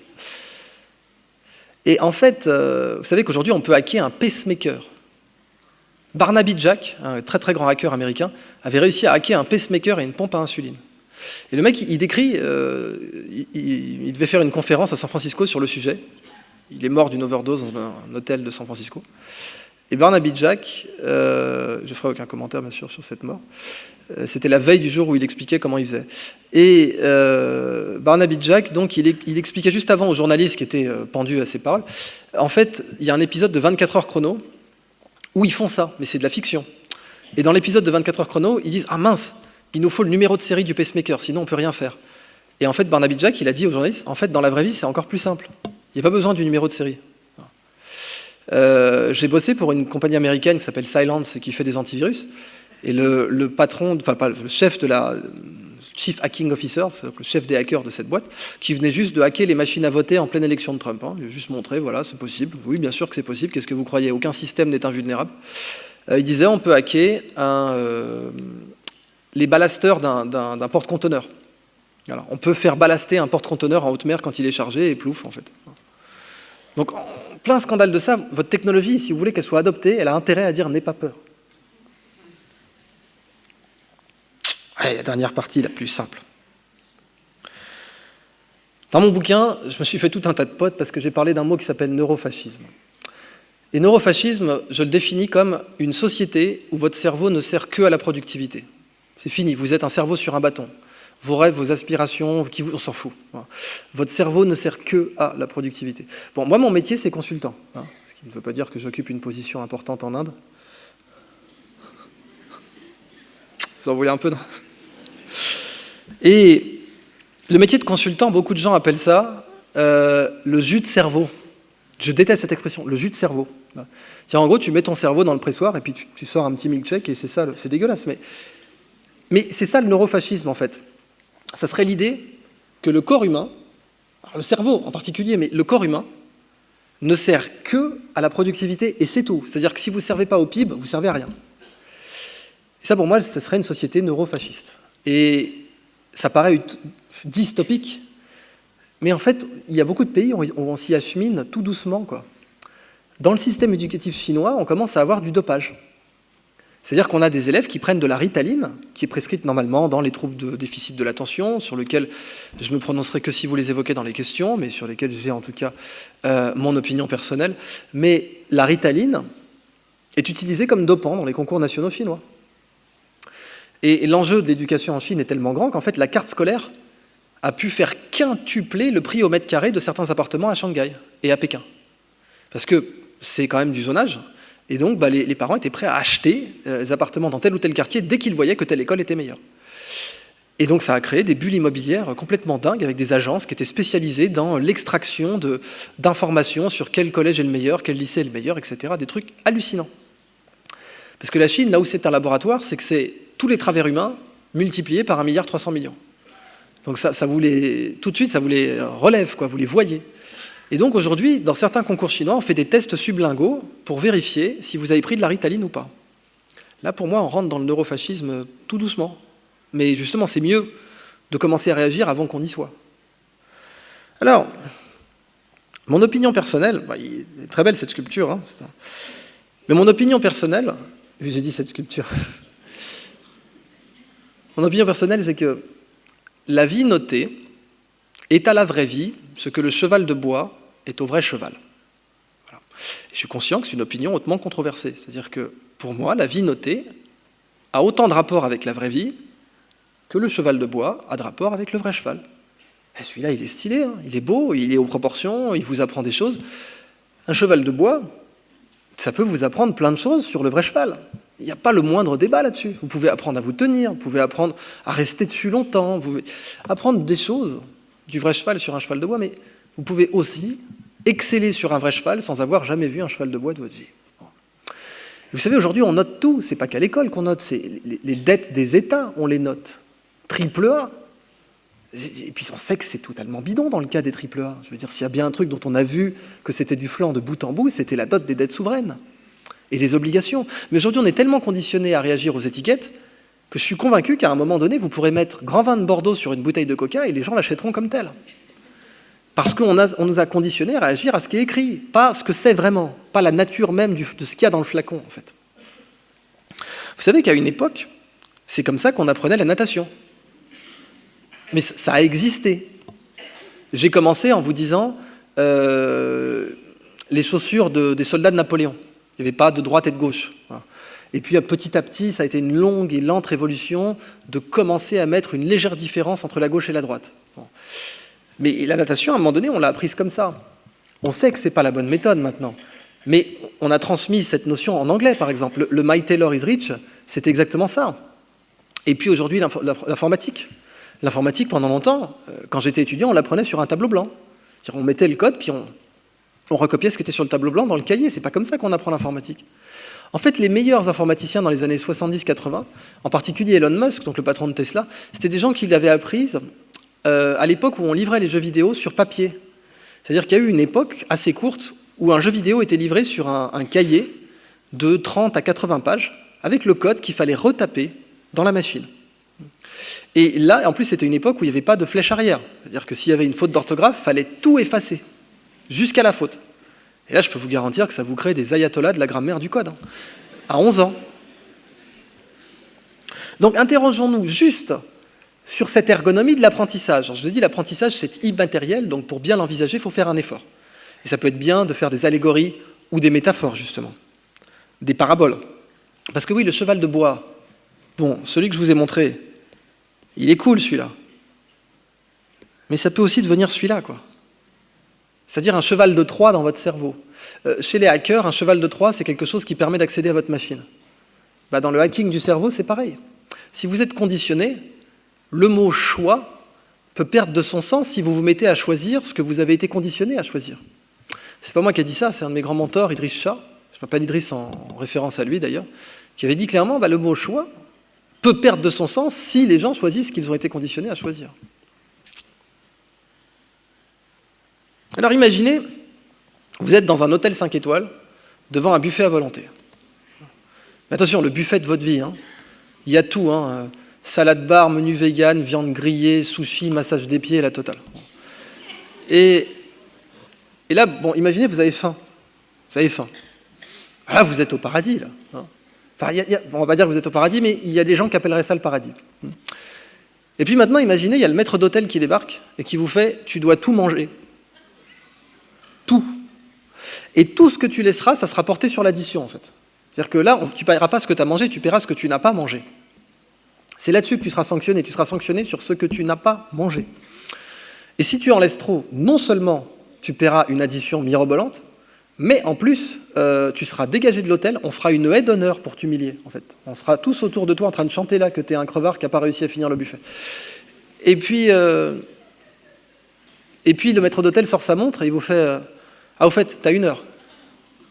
Parce que quelqu'un l'a fait avant toi en 1 heure, donc on sait que c'est possible. » Là, vous êtes en enfer. Le buffet n'a pas changé, c'est le même buffet. Mais les règles du jeu ont changé. Il y a règle numéro 1, et puis il y a règle numéro 2, et il y en a une, c'est le paradis, et il y en a l'autre, c'est l'enfer. Et on a pu passer comme ça de l'enfer, du paradis à l'enfer, en changeant juste des règles. mais en gardant le même contenu. Alors évidemment, si je vous disais, je ne sais pas si cette situation arrivait à vos gosses une fois dans leur vie, que quelqu'un les séquestre et les oblige à bouffer un buffet entier, sous peine de sanctions, si ça vous était arrivé même à vous, vous seriez en analyse pendant 10 ans. Et pourtant, si je vous disais que ça vous est déjà arrivé, pendant pas un jour, mais pendant 3000 jours dans votre vie, c'est quoi cette situation que je viens de décrire? À beaucoup d'égards, dans l'enseignement, vous êtes sanctionné non pas sur ce que vous avez mangé, mais sur ce que vous n'avez pas mangé. Personne n'a 20 sur 20 de moyenne. Alors, il y a même eu l'époque complètement dingue des notes négatives. Bon. Notes négatives, ça veut quand même dire que tu aurais mieux fait de rien faire.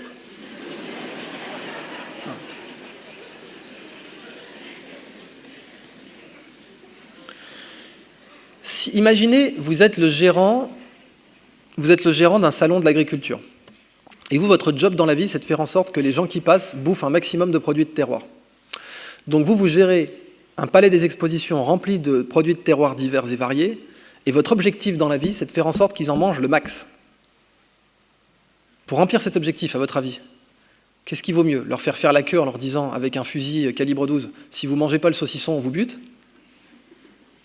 Ou bien de super bien organiser les stands pour faire en sorte que les gens mangent le max. À votre avis, qu'est-ce qui va mieux marcher? Vous savez qu'on appelle les intestins, on appelle ça le deuxième cerveau. Parce que c'est la partie du corps qui possède le plus de neurones après le premier cerveau, c'est-à-dire le cerveau et la moelle épinière. Et la façon naturelle d'absorber du contenu pour le deuxième cerveau, c'est le plaisir. Personne ne va dire « Oh non, manger encore ». Ce n'est pas une corvée, la pause déjeuner, c'est même une pause. Ce n'est pas la corvée déjeuner, c'est la pause déjeuner. Mais notre premier cerveau, c'est pareil, il aime naturellement apprendre. Notre premier cerveau de base, il aime la connaissance, il adore ça. Regardez les enfants et vous demandent pourquoi le ciel est bleu, pourquoi les plantes sont vertes, ou peut-être plus tard l'inverse. Eh bien, parce que notre cerveau a un désir naturel d'apprendre. Mais on peut casser ce désir. Par exemple, prenez un bébé, vous ne pourrez pas lui faire avaler du chocolat noir ou du café. Parce que le goût amer, les bébés en ont une aversion naturelle. Parce que le goût amer, ça signale les neurotoxiques. C'est pour ça que l'alcool est amer aussi. Le goût amer, ça signale un neurotoxique, ça signale quelque chose qui va agir sur vos neurones. Et donc le cacao, le café et l'alcool sont amers. Mais en grandissant, on peut apprendre à aimer le chocolat noir, ou le cacao, ou le café, ou le champagne. Si vous forcez un gamin à prendre du chocolat noir alors qu'il vraiment il n'en veut pas, et que vous le forcez, vous dites « Non mais je t'ai pas demandé ton avis, tu vas le bouffer le chocolat noir », ah ben vous allez le dégoûter du chocolat. Voilà. Vous lui montrez une boîte de Jeff de Bruges, il va dégueuler direct. Bienvenue dans l'apprentissage contemporain des mathématiques. On peut faire mieux que ça. Ça ne veut pas dire qu'on ne peut pas apprendre les mathématiques aux enfants. La bonne nouvelle, c'est qu'au contraire, on peut, mais qu'il faut y mettre les formes. Et qu'il ne faut pas surcomplexifier les choses, justement, en Finlande, en Suisse, en Islande, au Danemark. Ils font très attention à concrétiser les maths le plus possible pour rendre leur apprentissage le plus neuroergonomique au début. Puis ensuite, évidemment, on rentre dans l'abstrait, parce que le but est quand même d'aller vers l'abstrait. Alors, je suis vraiment convaincu qu'on mange la connaissance, que ça se mange, ça a un goût, si vous voulez. Ça a un goût, notre cerveau aime manger le savoir. Et il aime faire un bon repas de savoir. Vous savez que le repas gastronomique des Français, c'est au patrimoine mondial de l'UNESCO. Peut-être qu'un jour, on aura le repas de la gastronomie de la connaissance. Bon, ridicule pour l'instant, voire dangereux. Parce qu'il y a l'effet bizutage. L'effet bizutage, c'est quand vous avez souffert pour rien. Voilà. Le bizutage, c'est une souffrance inutile. À ne pas confondre avec l'initiation. C'est-à-dire que dans le temps, l'initiation d'un chasseur dans la tribu iroquoise, c'était quand même pour vérifier s'il allait paniquer devant le bison. Parce que là, il fallait le tester avant d'être devant le bison. C'est à ça que ça servait. Donc dans les systèmes tribaux, l'initiation, c'était on part au front, on part dans un truc dur, difficile, et donc je vais tester un peu quand même, pour être sûr. Mais le bizutage, c'est ça, sans plus aucune raison. Juste, voilà, parce que j'ai envie. Et quand le cerveau humain, il a souffert pour rien, il a deux solutions qui s'offrent à lui psychologiquement. Ou bien il se dit, j'ai souffert pour rien, mais je serai le dernier. Voilà, je serai le dernier, je fermerai la porte derrière moi. Bon, ça c'est les grands. Ça, c'est Frédéric Douglass, Martin Luther King, Gandhi, Mandela. Voilà. Ça, c'est les grandes âmes. Gandhi, on ne l'appelait pas Mahatma pour rien. L'autre attitude de l'esprit, c'est de se dire, bon, j'ai souffert pour rien, mais je vais transférer ma souffrance à la génération suivante pour lui donner un sens, en fait. Je vais en faire une tradition et je vais faire en sorte que ça prenne un sens parce que c'est une tradition. Et je sais que ça picote ce que je suis en train de vous dire, c'est le but. Posez-vous la question de combien de choses, alors bon, dans le bizutage des grandes écoles, c'est un fait, hein, c'est pour ça qu'il est interdit maintenant, mais combien de situations entretiennent une souffrance inutile pour rien? Simplement, on ne l'a pas mise sur la table, comme je vous l'ai dit, continue à croire que produire ou s'épanouir, il faut choisir. On voit bien que dès qu'on prononce la phrase, on voit que c'est faux. Enfin, mais le pire, c'est qu'on ne la prononce pas, cette phrase. On ne se rend pas compte que dans beaucoup de situations, produire ou s'épanouir, il faut choisir. Or, le cas du bizutage, c'est vraiment ça, quoi. C'est vraiment l'idée de transmettre une souffrance inutile pour donner un sens à cette souffrance qu'on a vécue. Et c'est probablement la chose qui est le plus grand obstacle à l'idée d'une gastronomie des savoirs. Parce que l'avantage, il y a de l'infobésité quand même. On ne peut pas complètement dire que quand on consomme trop de connaissances, on n'a aucune conséquence. En fait, on en a. On parle aujourd'hui d'infobésité. Mais on pourrait augmenter la consommation de savoir si on dressait bien la table. Et le pire, c'est que ça serait agréable en premier lieu pour le prof. Parce que là, il ferait un métier encore plus gratifiant dans le sens où il serait chef de connaissances. Il ferait les menus. Et il ferait de nouveaux plats qui pourraient être éventuellement échangés. Parce que pour moi, pour l'instant, l'enseignement, il ressemble un peu trop à ça, en fait. C'est-à-dire, il y a une quantité de savoir, qu'il pleuve, qu'il vente ou qu'il neige, tu vas devoir l'avaler. Hein. Vous vous rappelez des livres que vous avez lus pour le bac de français ou pas? Non mais, vous savez combien vous en avez lu juste? Bon, on ne peut pas dire que ça ait marché, du coup. Encore une fois, je parle des structures, je ne parle pas des gens. Mais le fait est que même moi, j'ai 31 ans, je ne me rappelle absolument pas de tous les bouquins que j'ai lus pour le bac de français. Je dois m'en rappeler de 2. Il y en avait au moins 20. Revenons à l'IA maintenant. Watson, l'intelligence artificielle de IBM, a gagné Question pour un champion. Enfin, ça s'appelle Jeopardy aux États-Unis. Et Watson a gagné Jeopardy. Et maintenant, on ne peut plus battre Watson à Jeopardy. C'est dingue. C'est pas les échecs, c'est pas le jeu de Go, c'est Question pour un champion. Et Watson a passé une licence de japonais. Et Watson peut passer des tests de QI. Qu'est-ce que ça veut dire, ça? Est-ce que ça veut dire que Watson est super intelligent? Ou est-ce que ça veut dire que nos tests sont complètement débiles? Pour moi, c'est l'option 2. Parce que Watson, vous le lâchez dans un champ de patates, il est perdu. Bon, je ne sais pas que le champ de patates soit forcément le test. Mais en biologie, le test d'intelligence suprême, c'est la capacité à survivre.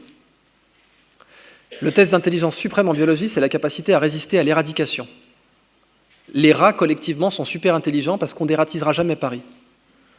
Ça fait des siècles qu'on tente, mais on ne dératisera jamais Paris. Parce que collectivement, les rats, c'est super intelligent, beaucoup plus intelligent que Watson. Parce qu'en biologie, l'intelligence, c'est résister à l'éradication.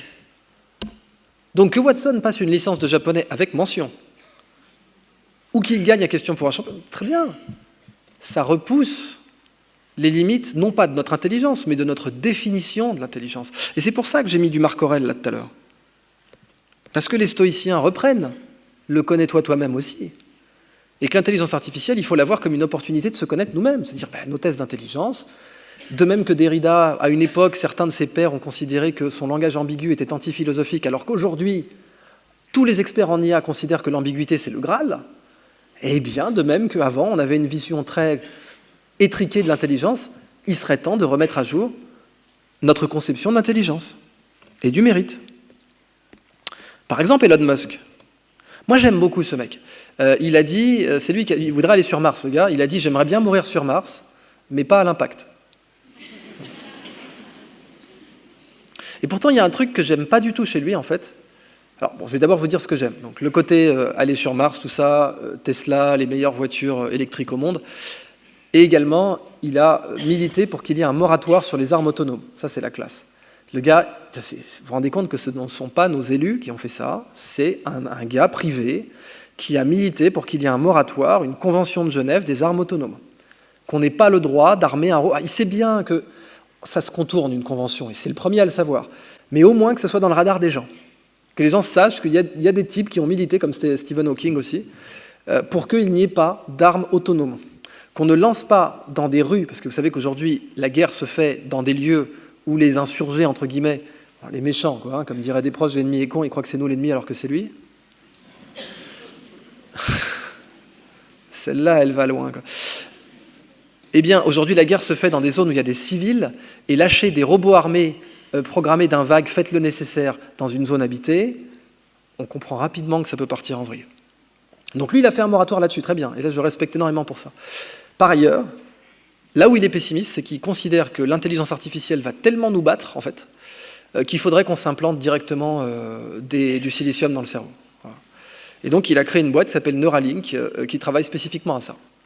À mettre à ce qu'on appelle aujourd'hui, ce qu'appellent les technologistes le cyberpunk. En fait, le cyberpunk, ce serait un monde horrible où tout le monde aurait ses implants et puis vous auriez des classes sociales parce que rapidement, à partir du moment où c'est un implant qui s'achète, vous imaginez quand même pas qu'on va mettre le même à tout le monde. Donc il y aura le gosse de riche de Hollywood qui aura l'implant 3000 et puis il y aura le gars qui aura récupéré, bricolé un implant dans la décharge du coin, quoi. Et vous pouvez même imaginer que si ça va suffisamment loin, on ne pourra même plus être citoyen si on n'a pas son implant. On n'en est pas encore là. Mais il y a une société finlandaise qui a mis un implant sous-cutané pour faire pointer ses employés en échange de smoothies gratuits. Les mecs, ils ont dit oui. Ah, ma liberté, un kiwi banane frappé, mon cœur balance. Donc, c'est un vrai sujet. C'est pour ça que je voulais amener la fin de ma conférence là-dessus. Elon Musk pose la question de quels implants devrait-on avoir pour être à égalité avec la machine. Ce que mon collègue et ami Laurent Alexandre appelle la guerre des intelligences. Pareil, on n'est pas d'accord sur tout, Laurent et moi. Je vous ramène encore une fois la métaphore de la pomme, la peau, les pépins. Mais sur le sujet de l'IA, tout le monde a tort et tout le monde a raison. Il faut que vous fassiez votre cuisine personnelle, chacun, avec les penseurs que vous voulez, et que vous fassiez votre menu intellectuel, parce que personne n'a raison à lui tout seul sur le sujet de l'intelligence artificielle. Aussi bien les alarmistes que les super optimistes, transhumanistes, etc. Tout le monde a tort, tout le monde a raison, il faut mélanger leurs points de vue pour essayer de s'approcher de la vérité. Mais c'est clair que pour Musk, on va perdre si on n'a pas d'implant directement dans le cerveau. Moi, je suis contre ça. Pourquoi ? Parce que pour moi, c'est exactement comme si on disait, bon, on ne peut plus manger normalement, on n'a plus le temps, on a trop de travail, alors on va tous se nourrir par intraveineuse, ça ira plus vite. Et donc, il y a plein d'avantages. On peut vanter les mérites de l'intraveineuse. Typiquement, on va manger plus vite, on pourra travailler plus, on sera plus productif, parce qu'on pourra directement manger au bureau, sans mettre de miettes en plus. Et je veux dire, le truc qui fait que l'argument de l'intraveineuse, il ne marche pas, c'est qu'il est matériel, donc on comprend tout de suite qu'il y a un couac. Parce que là, on voit, on sent le cathéter qui rentre dans notre veine. On se dit non, je ne suis pas d'accord. Puis en plus, c'est agréable de manger, donc je ne veux pas. Comme acquérir la connaissance est devenu de plus en plus, je ne vais pas dire désagréable, mais flippant chez beaucoup de gens, là, on peut être tenté de mettre un implant. En tout cas, le Chinois, qui s'est dopé à la Ritaline, je peux vous garantir que si on lui proposait un implant pour les examens, il le prendrait tout de suite. Donc là, on peut être tenté. Et c'est là que se trouve le début du neurofascisme pour moi. C'est-à-dire que notre cerveau, il est beaucoup mieux fait que nos technos, en fait. On ne l'a pas inventé, notre cerveau. Et qu'on soit athée ou croyant, c'est même pas le problème. Le cerveau n'est pas une création humaine, point. Le cerveau, il a été créé avant, Homo sapiens sapiens, en l'occurrence, puisqu'il y a les hominidés. Et nous, on arrive avec un cerveau qu'on n'a pas créé et qu'on ne comprend pas. On ne sait toujours pas à quoi sert le sommeil aujourd'hui. On a des idées, on sait que ça consolide la mémoire, on sait que ça fait ce qu'on appelle de la répétition hippocampique, mais c'est des détails, ça. On ne sait pas à quoi sert le sommeil globalement. Donc on ne comprend pas le cerveau. Et on veut bricoler un truc qu'on ne comprend pas. Et ça, c'est con. Les arguments scientifiques d'Idriss Aberkane. Imaginez, vous savez, il y a ce qu'on appelle en anthropologie un culte du cargo. Et le culte du cargo, c'est quand les Américains sont arrivés dans le Pacifique, ils sont arrivés avec des avions cargo, et il y avait des peuples insulaires qui étaient restés en autarcie pendant quelques siècles, qui ont vu arriver des camions avec du chewing-gum, du chocolat et de l'ananas en boîte. Et ces gens-là, parmi certaines tribus, se sont mis à refaire des pistes. Et il y a eu une religion du cargo, qu'on appelle le culte du cargo, où une fois tous les 5 ans, certains peuples font des pistes pour attirer les dieux prodigueurs de chocolat et de chewing-gum. Eh bien, imaginez qu'un avion se pose en pleine jungle, par exemple, disons en Amérique du Sud, et que l'avion reste là. Et vous êtes un peuple natif d'Amazonie. Il ne s'agit absolument pas, évidemment, de rabaisser les peuples natifs. Je rappelle qu'ils ont découvert le curare qui a sauvé des centaines de millions de vies humaines. Parce que le curare, ça sert dans toutes les anesthésies générales, pour la petite histoire. Nous, on a buté 100 millions d'Indiens. Eux, ils ont sauvé entre 100 et 500 millions d'hommes blancs. Bon. Fin de la parenthèse. Mais imaginez, donc cet avion, il reste dans la jungle, puis là, vous êtes le chef de tribu, et au bout d'un moment, il faut vous déplacer. Vous avez un problème, il faut vous déplacer. Bon. Un avion dans la jungle, ça ne se déplace pas facilement. Alors, vous allez vous dire, la première chose qu'il faut faire, par rapport à mes standards, par rapport à mes problèmes, par rapport à mes examens, il faut lui couper les ailes. Ça ira beaucoup plus vite. Bon, ça serait une connerie aussi, du coup. Parce qu'un avion, c'est fait pour voler. Et que si vous devez faire traverser la jungle, ce n'est pas ce pourquoi il a été conçu. Il y a une fable soufie comme ça, d'une femme qui n'a jamais vu un aigle de sa vie, qui a vu que des pigeons. Et un jour, elle voit un aigle qui est tout épuisé, qui revient d'un long vol, quoi, et qui s'affale au pied de sa fenêtre. Et là, elle lui fait mon pauvre bébête, tu ressembles pas du tout à un oiseau, parce qu'elle a vu que des pigeons dans sa vie. Alors elle en prend soin, avec les meilleures intentions du monde, puis elle lui coupe le bec, elle lui arrache les serres, elle lui arrondit les ailes, et puis quelques semaines plus tard, elle le fait repartir, où il prend un vol complètement brinque-ballant. Elle dit, va, tu ressembles plus à un oiseau maintenant. Notre cerveau, sous silicium, ça pourrait exactement être ça. Va, tu ressembles plus à ma conception de l'intelligence. Et si ma conception de l'intelligence, elle devient dépassée, eh bien tant pis pour toi, parce que je t'aurais déjà coupé les ailes. Je pense qu'il serait aussi dangereux de militer pour une société où tout le monde a son implant, pour aller plus vite, pour être plus productif. Oui, pour plein de trucs bien, des smoothies au kiwi ou des meilleures notes ou être plus productif. Mais en même temps, essayer de bricoler un truc qu'on ne maîtrise pas, avec une technologie qui va vieillir. Le cerveau, ça fait quand même 200 000 ans qu'il est là, mine de rien. Il a fait ses preuves. Pour le silicium, je ne suis pas sûr. Ça serait pareil que de vouloir se nourrir par intraveineuse. Alors moi, le sujet de ma thèse à Polytechnique, en fait, c'était exactement ça. Et c'était ça toute la controverse. Est-ce que c'est de la neuro? Est-ce que c'est pas de la neuro? Bon, ça, moi, je m'en fous personnellement. Mais le sujet, c'était ça. Comment mieux manger la connaissance? Par nos propres moyens, j'insiste. C'était pas comment mieux manger la connaissance par ce qu'on appelle des DNI, Direct Neural Interface. Parce que ça aussi, c'est un sujet. Comment mieux manger la connaissance par des DNI. Et c'est un très beau sujet, notamment chez les personnes malades, qui ont de l'épilepsie, etc. Mais moi, mon sujet, c'était ça. Comment mieux manger la connaissance en passant par les voies naturelles. Alors évidemment, dans une thèse, vous devez vous intéresser à un cas très précis. Vous ne pouvez pas faire la connaissance en général. Donc je me suis intéressé à un cas ultra précis qui est sur Internet. Ça, c'est un repas de connaissances. Quand on va sur Internet, on fait une série d'onglets. Aujourd'hui, plus personne va sur Internet pour juste un onglet, c'est fini ça.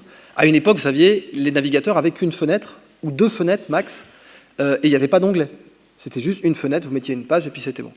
Et puis la connaissance n'a fait qu'exploser sur Internet, et aujourd'hui, quand on veut prendre une décision, on ouvre plein d'onglets. Que ce soit acheter une nouvelle paire d'écouteurs, ou choisir un lieu de vacances, ou bien s'informer sur un sujet, en croisant les sources. Et puis, je ne sais pas, si vous êtes carrément un professionnel, un journaliste, un chercheur, un financier, que sais-je, vous allez devoir faire 50 onglets. Et faire une série d'onglets pertinentes, c'est un repas de connaissances. Vous allez le manger, vous vous faites un menu. Et chaque onglet, vous allez le manger plus ou moins bien, en laissant plus ou moins d'os, plus ou moins de trognons, de ce que vous allez, évidemment, votre suc digestif, c'est votre attention. Votre salive, si vous voulez. Et donc, un repas de connaissances, c'est ça, il y a plein d'assiettes. Quand vous faites une série d'onglets, vous faites un travail, en fait. Aucune IA ne peut le faire à votre place, figurez-vous. Vous ne pouvez pas ouvrir les 15 premiers résultats de Google quand vous avez une recherche et faire ça, faire une série d'onglets pertinentes.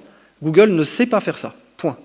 Vous ne pouvez pas juste ouvrir les 15 premiers résultats et avoir tout ce que vous vouliez sur un sujet donné, ça ne marchera pas. Quand vous voulez vous informer sur un sujet, eh bien, vous devez ouvrir le sous-lien d'un article, ensuite changer de mots-clés, ensuite refaire une recherche, et finalement, après 15 minutes à 15 heures, d'après les stats, entre 15 minutes et 15 heures, selon la taille du truc que vous êtes en train de préparer, ça va vous faire une fenêtre pertinente pour vos besoins. Avec 2 choses importantes, exactement comme dans la nutrition. D'ailleurs, dans la nutrition, vous avez la nutrition et le goût, qui ne sont pas la même chose.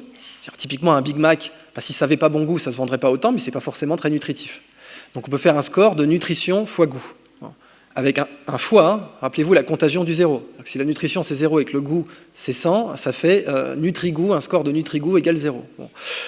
Dans mon travail, j'ai appelé ça la pertiviralité, pertinence fois viralité.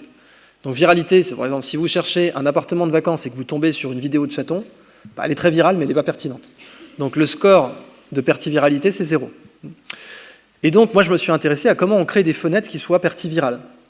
C'est-à-dire qu'une fois que vous avez créé une fenêtre pour vous, pour votre consommation personnelle sur les nouveaux écouteurs qui vont bien, la nouvelle bande dessinée pour votre collection ou votre lieu de vacances, bah, quand vous fermez votre fenêtre, vous détruisez de la connaissance.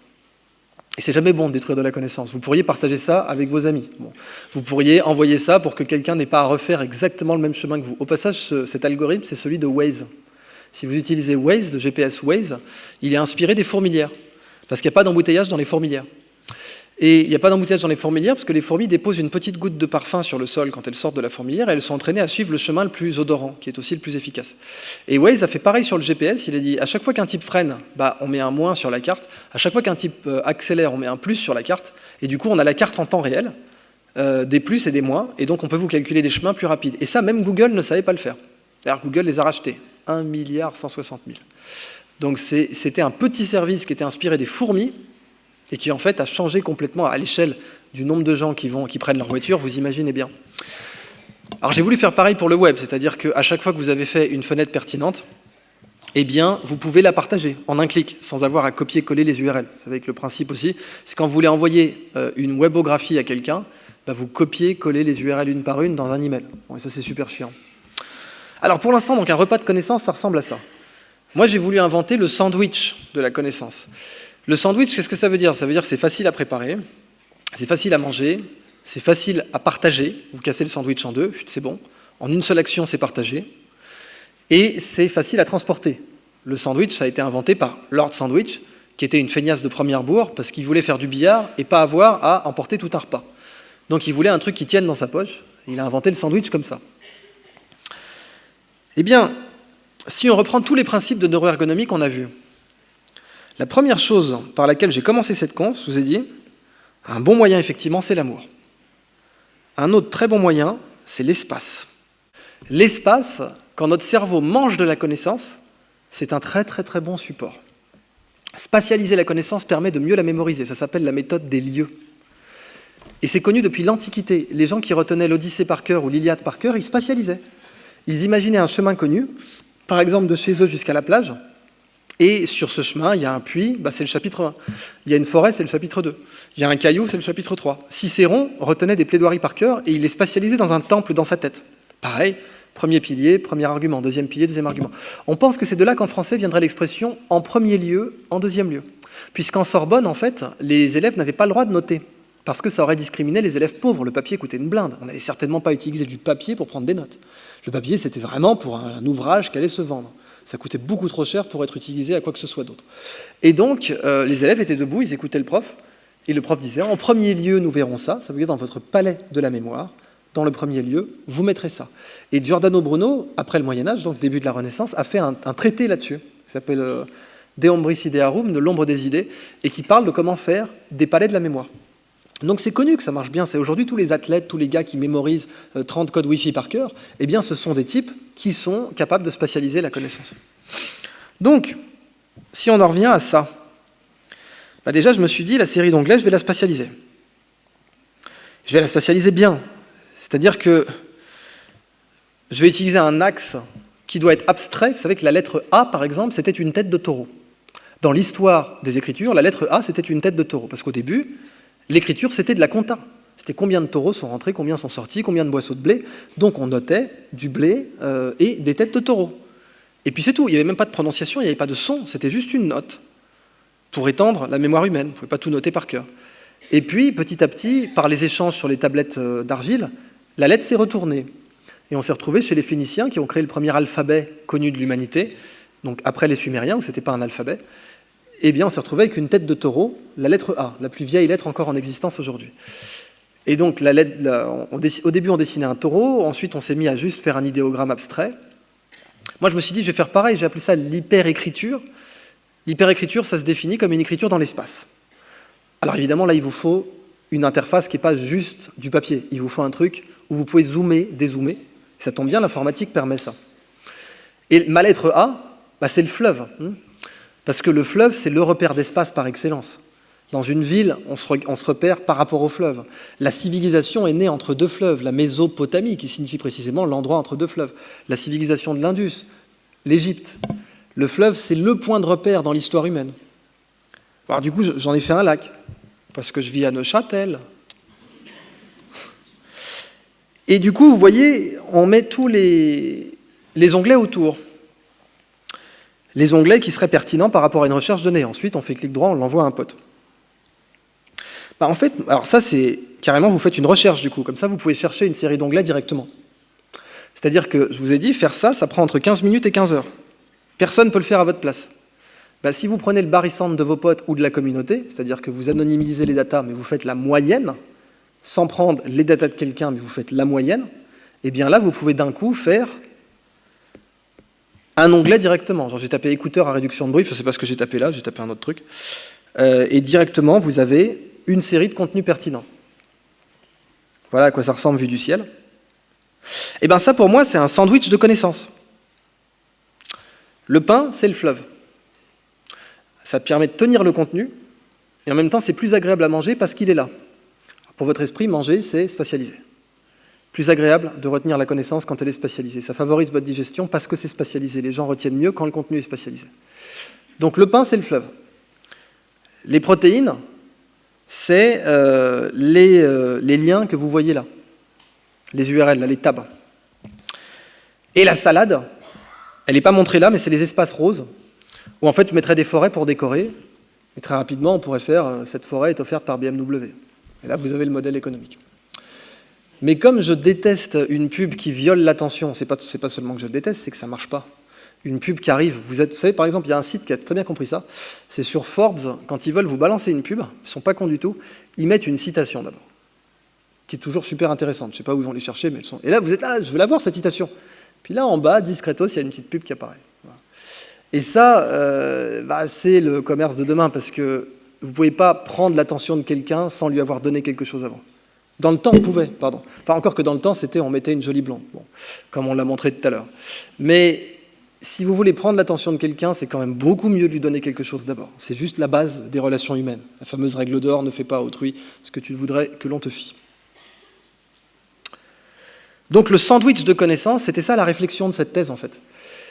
Pourquoi ? Parce que si on échoue à l'inventer, ce putain de sandwich, eh bien ça va se passer par intraveineuse. Enfin pardon, par intranerveuse. Mais le sujet sera le même. C'est-à-dire que ou bien on trouve de meilleurs moyens d'échanger les savoirs par les voies naturelles, de bien dresser, de faire une belle table, un bon repas, mais efficace aussi, facile à digérer, facile à préparer, facile à partager, facile à transporter. Ou bien, y a des gens qui vont dire on arrête tout, on arrête de consommer la connaissance par nos voies naturelles, et on s'injecte directement un fil en silicium dans le cerveau. Ça, c'est le sujet de mes recherches. Et c'est évidemment de l'appliquer. Alors, les partenaisiens du coin savent que j'ai commencé à bosser là-dessus à Parthenay. Techniquement, j'ai commencé à bosser là-dessus à Stanford en 2007. J'avais fait juste une conf, c'était juste un délire. C'est imaginons un monde où... Et puis à Parthenay, j'avais eu l'honneur d'encadrer des lycéens dans l'idée de faire des designs là-dessus, de lâcher des idées, quoi. Et il m'a fallu, et ils le savent aussi, il m'a fallu 5 ans pour le... Je croyais que ça serait fait en 6 mois, il m'a fallu 5 ans. Ça a été une série de branlées inimaginables. Un jour, j'écrirai un bouquin là-dessus, honnêtement. C'est déjà prévu avec mon éditeur. Parce que vraiment, quand je vous parle de Airbnb, des gars qui ont pris des tartes dans la gueule, de Steve Jobs qui dit si vous n'aimez pas votre projet, vous n'irez pas jusqu'au bout, je peux vous assurer que si ça, c'était pas mon bébé, ça fait longtemps que je l'aurais lâché en race campagne. En ce moment, j'ai une campagne de financement participatif dessus, d'ailleurs, qui est à l'adresse que vous avez ici, qui a été ouverte il y a quelques jours. Et c'est vraiment le projet de ma vie. Parce que cet enjeu-là, faire circuler la connaissance plus vite par les voies naturelles, vraiment, il y a une course. C'est-à-dire, est-ce que... Alors, à ma connaissance, j'ai fait une thèse sur le sujet, donc j'ai dû faire une bibliographie. À ma connaissance, à l'époque, j'étais parmi un des rares qui s'occupaient de ça pour la partie Internet. Mais le sujet, c'est qu'il y en a beaucoup plus que moi qui s'occupent de cette partie-là, qui s'occupent de DNI. Alors, DNI, c'est vraiment en vogue, Direct Neural Interface. Ça, c'est en vogue. Vous en voyez, en littérature scientifique, il y en a partout. Mais NNI, Natural Neural Interface, il n'y en a pas beaucoup. Parce qu'il y a des gens qui considèrent que ce n'est pas de la neuro, c'est un sujet. Bon, je considère que ce n'est pas le cas, mais en tout cas, ça fait plus neuro quand vous envoyez du silicium dans le cerveau qu'effectivement quand vous vous intéressez à la façon dont l'œil humain regarde les contenus. Je peux comprendre ça, je peux comprendre que des gens voient les choses comme ça. Mais ce que je sais, c'est qu'il y a une course aux armements entre cette voie et l'autre voie. Alors pour conclure, je vous ai parlé de Simon Sinek, je vous ai dit que c'est lui qui a le sujet des frères Wright, pourquoi les frères Wright ont réussi là où les autres ont échoué, c'est lui qui a fait cette analyse. Et il dit très clairement, pour en venir au sujet principal qui est produire ou s'épanouir, faut-il choisir? Et il dit très clairement, travailler dur pour quelque chose dont vous n'avez rien à foutre, ça s'appelle du stress. Et travailler dur pour quelque chose que vous aimez, ça s'appelle de la passion. Je vous présente mon ami, le petit oiseau jardinier satiné. L'oiseau jardinier satiné, on l'appelle comme ça parce qu'il a une plume bleue sur l'épaule, qui est hautement viril et sexy pour la femelle. Et du coup, pour amplifier cette masculinité aviaire, eh bien, il va décorer son nid avec du bleu partout. Notez que cette notion d'amplifier sa masculinité existe aussi chez l'homme. Vous vous demandez vraiment comment je vais pouvoir enchaîner sur une vanne pareille. C'est pas du tout ce que vous croyez, bande de petits coquins. En fait, c'est l'histoire de la veste de costard. La veste de costard est un vêtement qui a très très peu évolué, quasiment du professeur Tournesol jusqu'à nos jours. Parce que la veste de costard, en fait, elle amplifie la carrure en V, qui est, dans beaucoup de cultures, un déterminant d'attractivité masculine. Et comme il y a la mondialisation, c'est devenu dans quasiment toutes les cultures aujourd'hui. Et elle accentue la carrure en V, qui donne donc de l'allure, parce qu'elle a des épaulettes. Hein. Mais c'est du plastique, ça, c'est un Wonder Bra pour homme, concrètement. Il n'y a que les nanas qui rigolent à cette vanne. Vous pouvez tester le nombre de nanas dans la salle juste à cette vanne. Et donc, cet oiseau, c'est pareil, il va se la donner, quoi. Bon, on est d'accord qu'il veut choper, hein.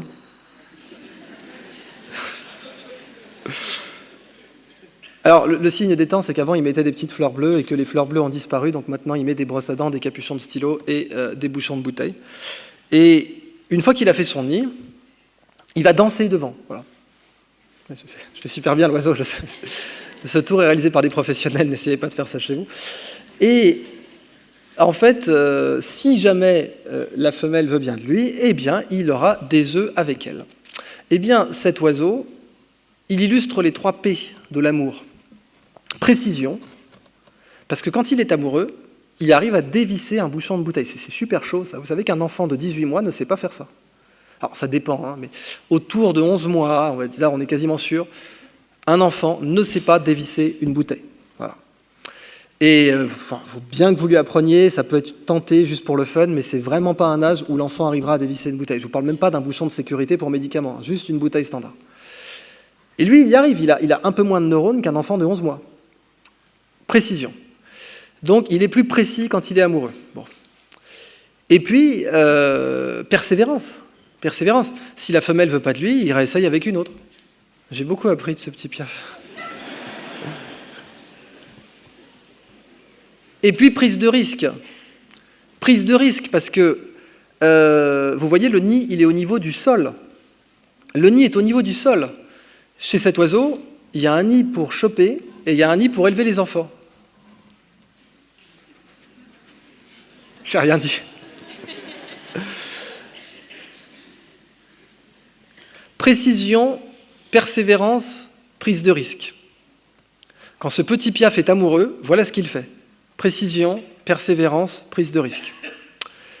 Et on voit que ça rend plus compétitif. Je veux dire, je ne vois pas en quoi ça peut être un handicap d'être plus précis, plus persévérant et de prendre plus de risques. Bon. Et là, il se trouve qu'il aime encore plus ce qu'il fait, entre guillemets. Et ça arrive assez souvent dans la nature, ce genre de situation. Vous avez par exemple ces fameux cercles extraterrestres dans les océans, là, vous avez peut-être vu ça sur les réseaux sociaux. Donc en fait, c'est un petit poisson qui est tout petit, c'est même pas lui, hein, c'est un autre poisson encore plus petit, qui, quand il veut avoir une descendance, il fait ce grand espace qui est l'équivalent d'une demi-douzaine de terrains de foot. Et c'est-à-dire que, vraiment, s'il ne fait pas ça, la femelle ne voudra pas pondre ses œufs. C'est un peu la loup-boutin des poissons, quoi, si vous voulez. Et du coup... Non, pardon. Bon, voilà à quoi il ressemble. Bon, vous me direz, vu sa gueule, il pouvait faire un effort. Moralité, mesdames, chopez les moches. Et donc, c'est l'équivalent piscicole. Enfin, encore non, pour que ce soit l'équivalent, il aurait fallu que le cœur fasse 6 terrains de foot. Mais bon, on est des feignasses, hein, c'est comme ça. Alors, les Japonais ont un concept qu'ils appellent ikigai. Ikigai, ça veut dire raison d'être en japonais. Et ils définissent ça, la raison d'être, comme fais ce dans quoi tu es bon, je vais faire dans l'ordre. Fais ce que tu aimes, fais ce dont le monde a besoin, fais ce pourquoi tu peux être payé, parce qu'il n'y a aucune honte à ça, et fais ce dans quoi tu es bon. Et quand vous avez trouvé les 4, vous avez trouvé le ikigai. Et les Japonais disent qu'il ne faut surtout pas naître avec, surtout pas, parce que sinon vous êtes gâté. C'est comme un enfant qui serait né dans la richesse, ne pourrait jamais profiter de la richesse. Bien là, c'est pareil, une richesse d'ordre humain, psychologique, l'idéal pour la savourer, c'est d'avoir connu la pauvreté. Et donc d'avoir connu un passage de votre vie où vous avez fait juste ce que vous aimez sans être payé pour, où vous avez juste fait ce dont le monde a besoin sans aimer ça, où vous avez juste fait ce pourquoi vous pouviez être payé, mais en fait ça ne servait à rien à l'échelle sociale, et vous avez juste fait ce dans quoi vous étiez bon sans être payé pour ça. Et quand vous avez trouvé les 4 à la fois, là vous avez ikigai, et là c'est le Graal. Et vraiment, les Japonais disent qu'il faut le trouver plutôt vers la fin de sa vie, pour bien en profiter. Il y a des potiers, vous savez, au Japon, il y a le concept de trésor national vivant. Et donc, ce sont des potiers ou des forgerons ou des fabricants de kimonos. Et parfois, ils ont appris leur métier à la retraite. Ça arrive encore aujourd'hui. On croit que c'est souvent des gens qui ont grandi dedans, c'est vrai pour la plupart. Mais il y en a où ce n'est vraiment pas le cas. Et souvent, ces gens-là sont des réformateurs. C'est-à-dire que souvent, ces gens-là sont des gens qui vont remettre en cause certaines traditions techniques dans le métier. Alors bon, évidemment, vous me croirez ou non, moi, rentré de Stanford avec ma théorie, ouais, l'économie de la connaissance maximise le pouvoir d'achat des amoureux. Vous me croirez ou pas, à l'école centrale, ça leur parlait pas des masses, en fait. Alors je me suis dit, on est en France, je vais faire un diagramme cartésien. Ça va leur parler, ça, diagramme cartésien. Pays de Descartes. Donc on va mettre sur l'axe des X, j'ai appelé ça love can do. Sur l'axe des X, vous allez mettre, est-ce que vous savez faire le métier? Can do, est-ce que vous savez le faire? Et sur un autre axe qui est indépendant, même si un brillant jeune homme m'a fait savoir que, selon lui, il n'était pas forcément indépendant d'ailleurs, et je tiens à le saluer pour ça, mais considérons qu'il soit indépendant, donc orthogonal, eh bien, ça c'est l'axe du « est-ce que j'aime ça ?» Love. Et ça, vous le mettez sur l'axe des Y, parce que Y en anglais, ça se dit « why ». Et donc, pourquoi? Donc, comment je travaille et pourquoi je travaille? Et là, vous avez 4 types de joueurs, grosso modo.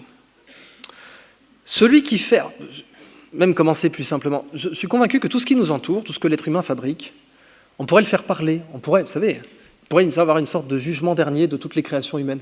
Par exemple, les sacs plastiques qui sont dans l'océan en ce moment. Si on demandait à la majorité des produits humains, pourquoi tu es là, petit produit? Qu'est-ce que tu fous là, petit sac plastique? Eh bien, le produit, 95%, il vous répondrait, je suis là parce qu'il y a un marché, connard. 95% des créations humaines, c'est ça. Et c'est pour ça qu'elles n'inspirent pas les gens. Parce que je suis là parce qu'il y a un marché, connard, c'est pas un truc inspirant. Mais c'est une nécessité, ok. Enfin, nécessité même pas, c'est un autre sujet, ça. Mais, ok, 95% des produits fabriqués par les humains, vous répondrez ça si vous leur demandiez pourquoi tu es là, petit produit. Les produits nazes, mais attention, vraiment nazes, hein. Là, je vous parle quand même d'une moto russe, quoi. Bon. Je voyage au Sénégal, je croise un marabout, et le marabout, évidemment, sur la case, il a mis la liste de ses miracles. Donc amour, gloire, beauté, retour de l'être aimé, guérison des ongles incarnés, tout ça. Et son argument de finition, c'est « démarre même les motos russes ». Donc il y a multiplié les pains, changé l'eau en vin, ressuscité les morts, marché sur l'eau, et pour les vrais cadors, il y a démarré les motos russes. Bon, du coup, ça vous en dit long sur les motos russes. Et quand vous demandez à un mec qui a fabriqué des motos russes, disons dans les années 50, « Pourquoi tu fais des motos, camarade ?» Parce que le camarade Staline me l'a demandé. Moi, je voulais être vétérinaire au départ, mais bon, il m'a dit « Tu fais des motos, donc je fais des motos. » Bon. Du coup, je me suis fait chier à la fabriquer, tu vas te faire chier à la conduire, tout va bien. Bon. Alors là, on rigole, mais en fait, il y a beaucoup trop de cours qui sont dans cette situation-là. Il y a beaucoup trop de cours qui sont dans la situation de je m'emmerde à donner le cours, tu vas t'emmerder à le suivre, c'est comme ça. En France, l'enseignement pour un enseignant-chercheur, ça s'appelle la charge. Charge.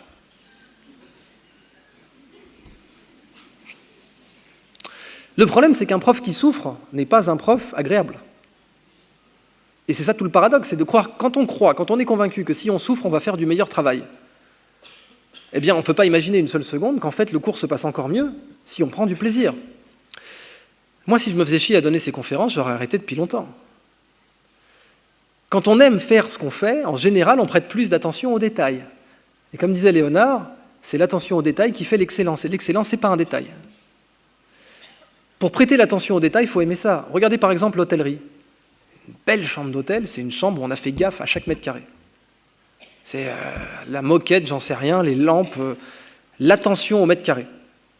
Ça vous détermine la qualité d'une chambre d'hôtel très souvent, l'attention au mètre carré. Pour donner de l'attention au mètre carré, mais c'est pareil pour un champ. Dans le monde agricole, une culture à très forte valeur ajoutée, prenez par exemple la vigne, et puis disons pas n'importe où, en Champagne, c'est de l'attention au mètre carré qui n'a rien à voir avec des volumes dans le Midwest aux États-Unis. Alors, une fois que vous avez ce diagramme, les produits vraiment exceptionnels pour moi, ce sont ceux qui disent « je suis là parce que papa et maman s'aimaient très fort ». Prenez les cathédrales, par exemple. Les cathédrales, elles ne peuvent pas dire « je suis là parce qu'il y a un marché, connard ». Il y avait un marché, bien sûr, mais vous voyez la basilique Sainte-Sophie à Istanbul, elle a été construite en 5 ans. Donc contrairement à ce qu'on croit, on savait construire des trucs monumentaux qui sont encore aujourd'hui au patrimoine de l'UNESCO en 5 ans. On savait le faire, ça. Mais les cathédrales, elles ont pris 120. Parce qu'on voulait. Et la cathédrale, qu'est-ce que vous observez dessus, la cathédrale gothique? Une quantité d'attention au mètre carré de façade qui est énorme. Chaque pierre est taillée, chaque pierre est finement taillée. Il y a une cathédrale à Gênes où il y a même un artisan, son chien est mort pendant le chantier, alors il a représenté son chien à côté d'une porte. Le taux date au mètre carré est ultra élevé. Et pour dépenser autant date sur un truc qui aurait pu en prendre beaucoup moins, eh bien, il faut aimer ça. Il n'y a pas trop d'autres solutions. Et là, vous avez un truc qui va vous inspirer pour les siècles des siècles. Ça, c'est ce que j'appelle les produits au-dessus de la mêlée. Au-dessus de la mêlée, c'est il y a vous, il y a le reste du monde. Et alors, si on veut revenir très terre à terre, très pragmatiquement, à du monde économique de bas étage, oui, on peut citer Apple sans aucun problème. Parce que Apple, d'un point de vue culturel, c'est nawak, en fait. C'est-à-dire que Chris Martin, le leader du groupe Coldplay, donc la rockstar, et Gwyneth Paltrow, l'actrice hollywoodienne, ont eu une fille. Comment ils l'ont appelée, à votre avis? Apple. D'où question, qui va appeler sa fille Samsung? C'est pas normal. Apple détient le record du monde du nombre de nuits passées devant une boutique. 27. Qui va passer 27 nuits devant Darty? C'est pas normal. Dans les manuels d'école de commerce, on vous dit que c'est pas possible, ça. Parce qu'il y a un côté psychologique, neuroergonomique, si je voulais reprendre les termes exacts. Au-dessus de la mêlée. Ensuite, le suiveur, il a le même savoir-faire, le même que le mec au-dessus de la mêlée. Le même, il ne comprend pas d'ailleurs, parce que le suiveur, lui, on lui a appris que la compétition, c'était dans une dimension.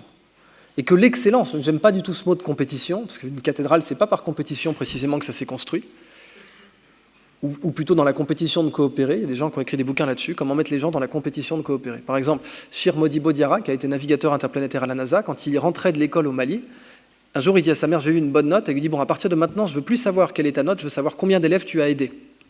Et c'est ça ta nouvelle note, en fait. Et ça, c'est de la compétition de coopérer. Eh bien, en tout cas, le suiveur, il ne comprend pas, parce que pour lui, l'excellence, ça se place sur un seul axe.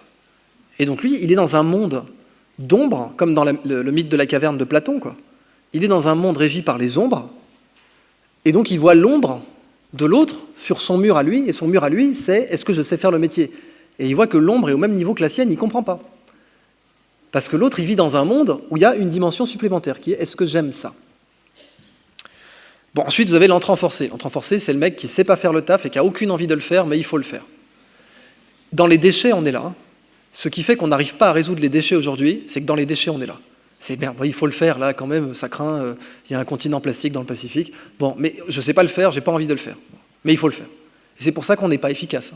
Les meilleurs dans le traitement du déchet, je vous renvoie aux excellents travaux de Gunther Pauli, les meilleurs dans les déchets, ils sont là. C'est des gens qui font ça parce qu'ils trouvent ça drôle. C'est limite un jeu pour eux d'essayer de retraiter les déchets.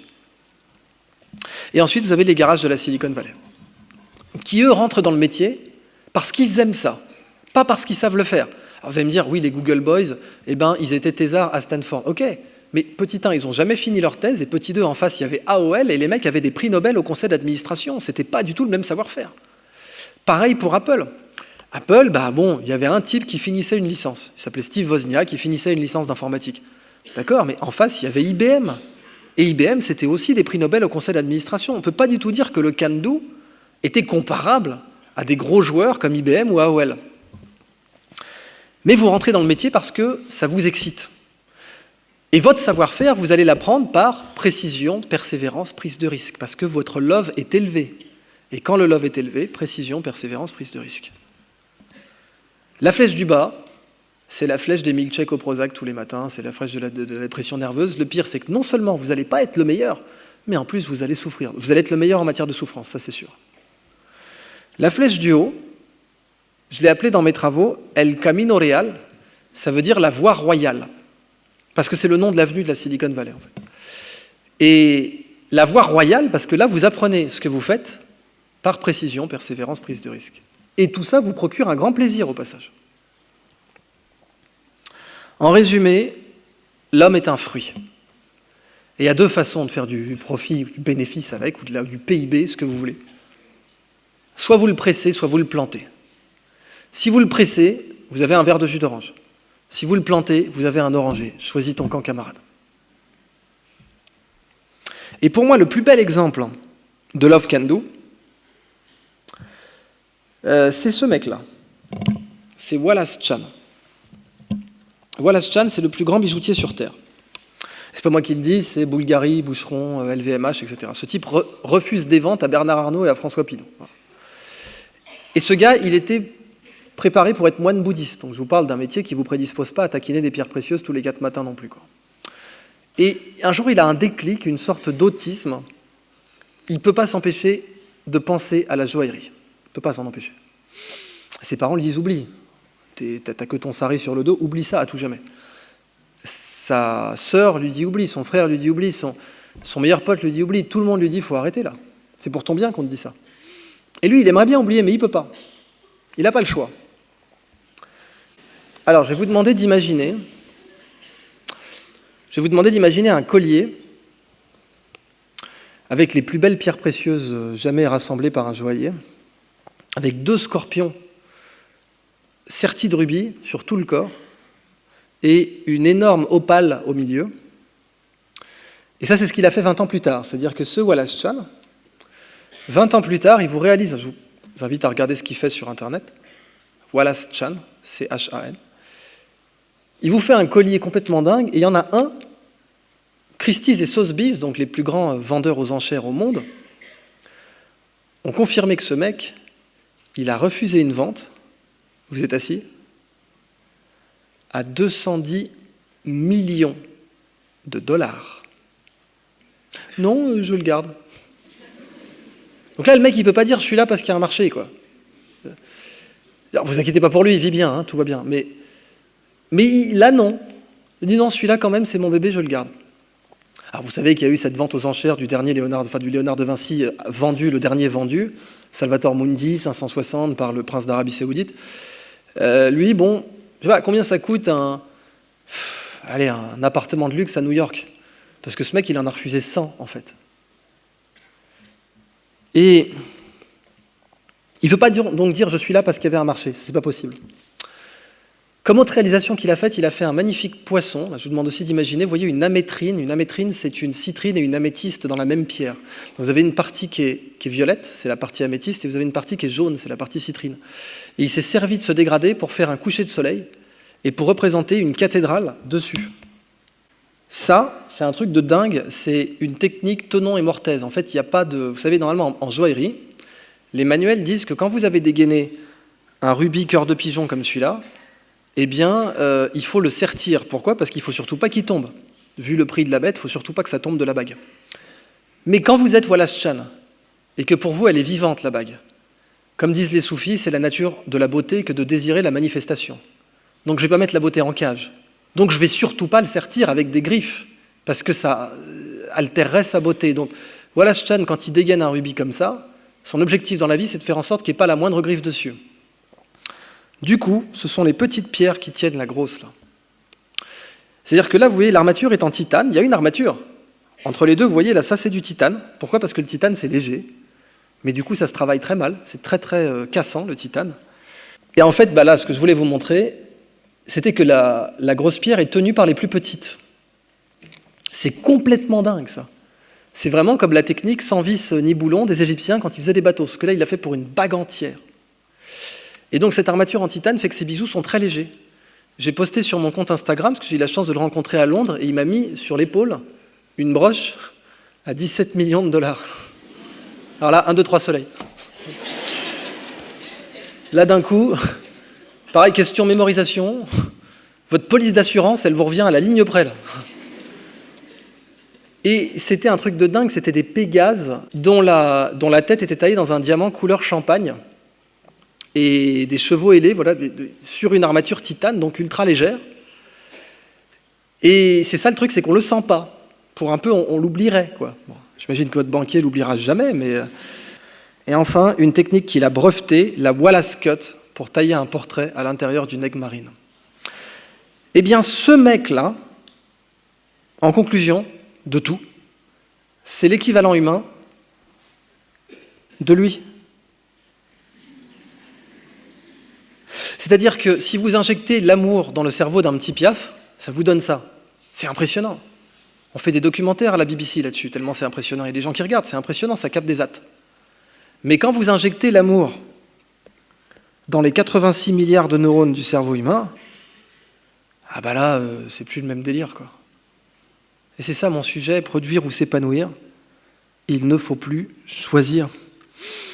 Et allez, en conclusion, les vrais savent que je ne pourrais pas résister à l'idée de me livrer à une petite expérience liminaire avec vous. Levez-vous, s'il vous plaît, levez-vous, ça va vous dégourdir les jambes, je m'en veux, j'ai dépassé. Et donc, du coup, une petite expérience pour vous. D'abord, j'ai dépassé, ça vous dégourdit les... Je m'occupe bien de vous ou pas? Hein, honnêtement? Ça fait plaisir de s'étirer un petit peu là. Eh bien, vous tous, là, comme ça, là. Vous tous, levez comme ça, bien en rang. Vous savez ce que c'est? C'est la façon la plus dégueulasse d'avoir une standing ovation, bien sûr. Merci.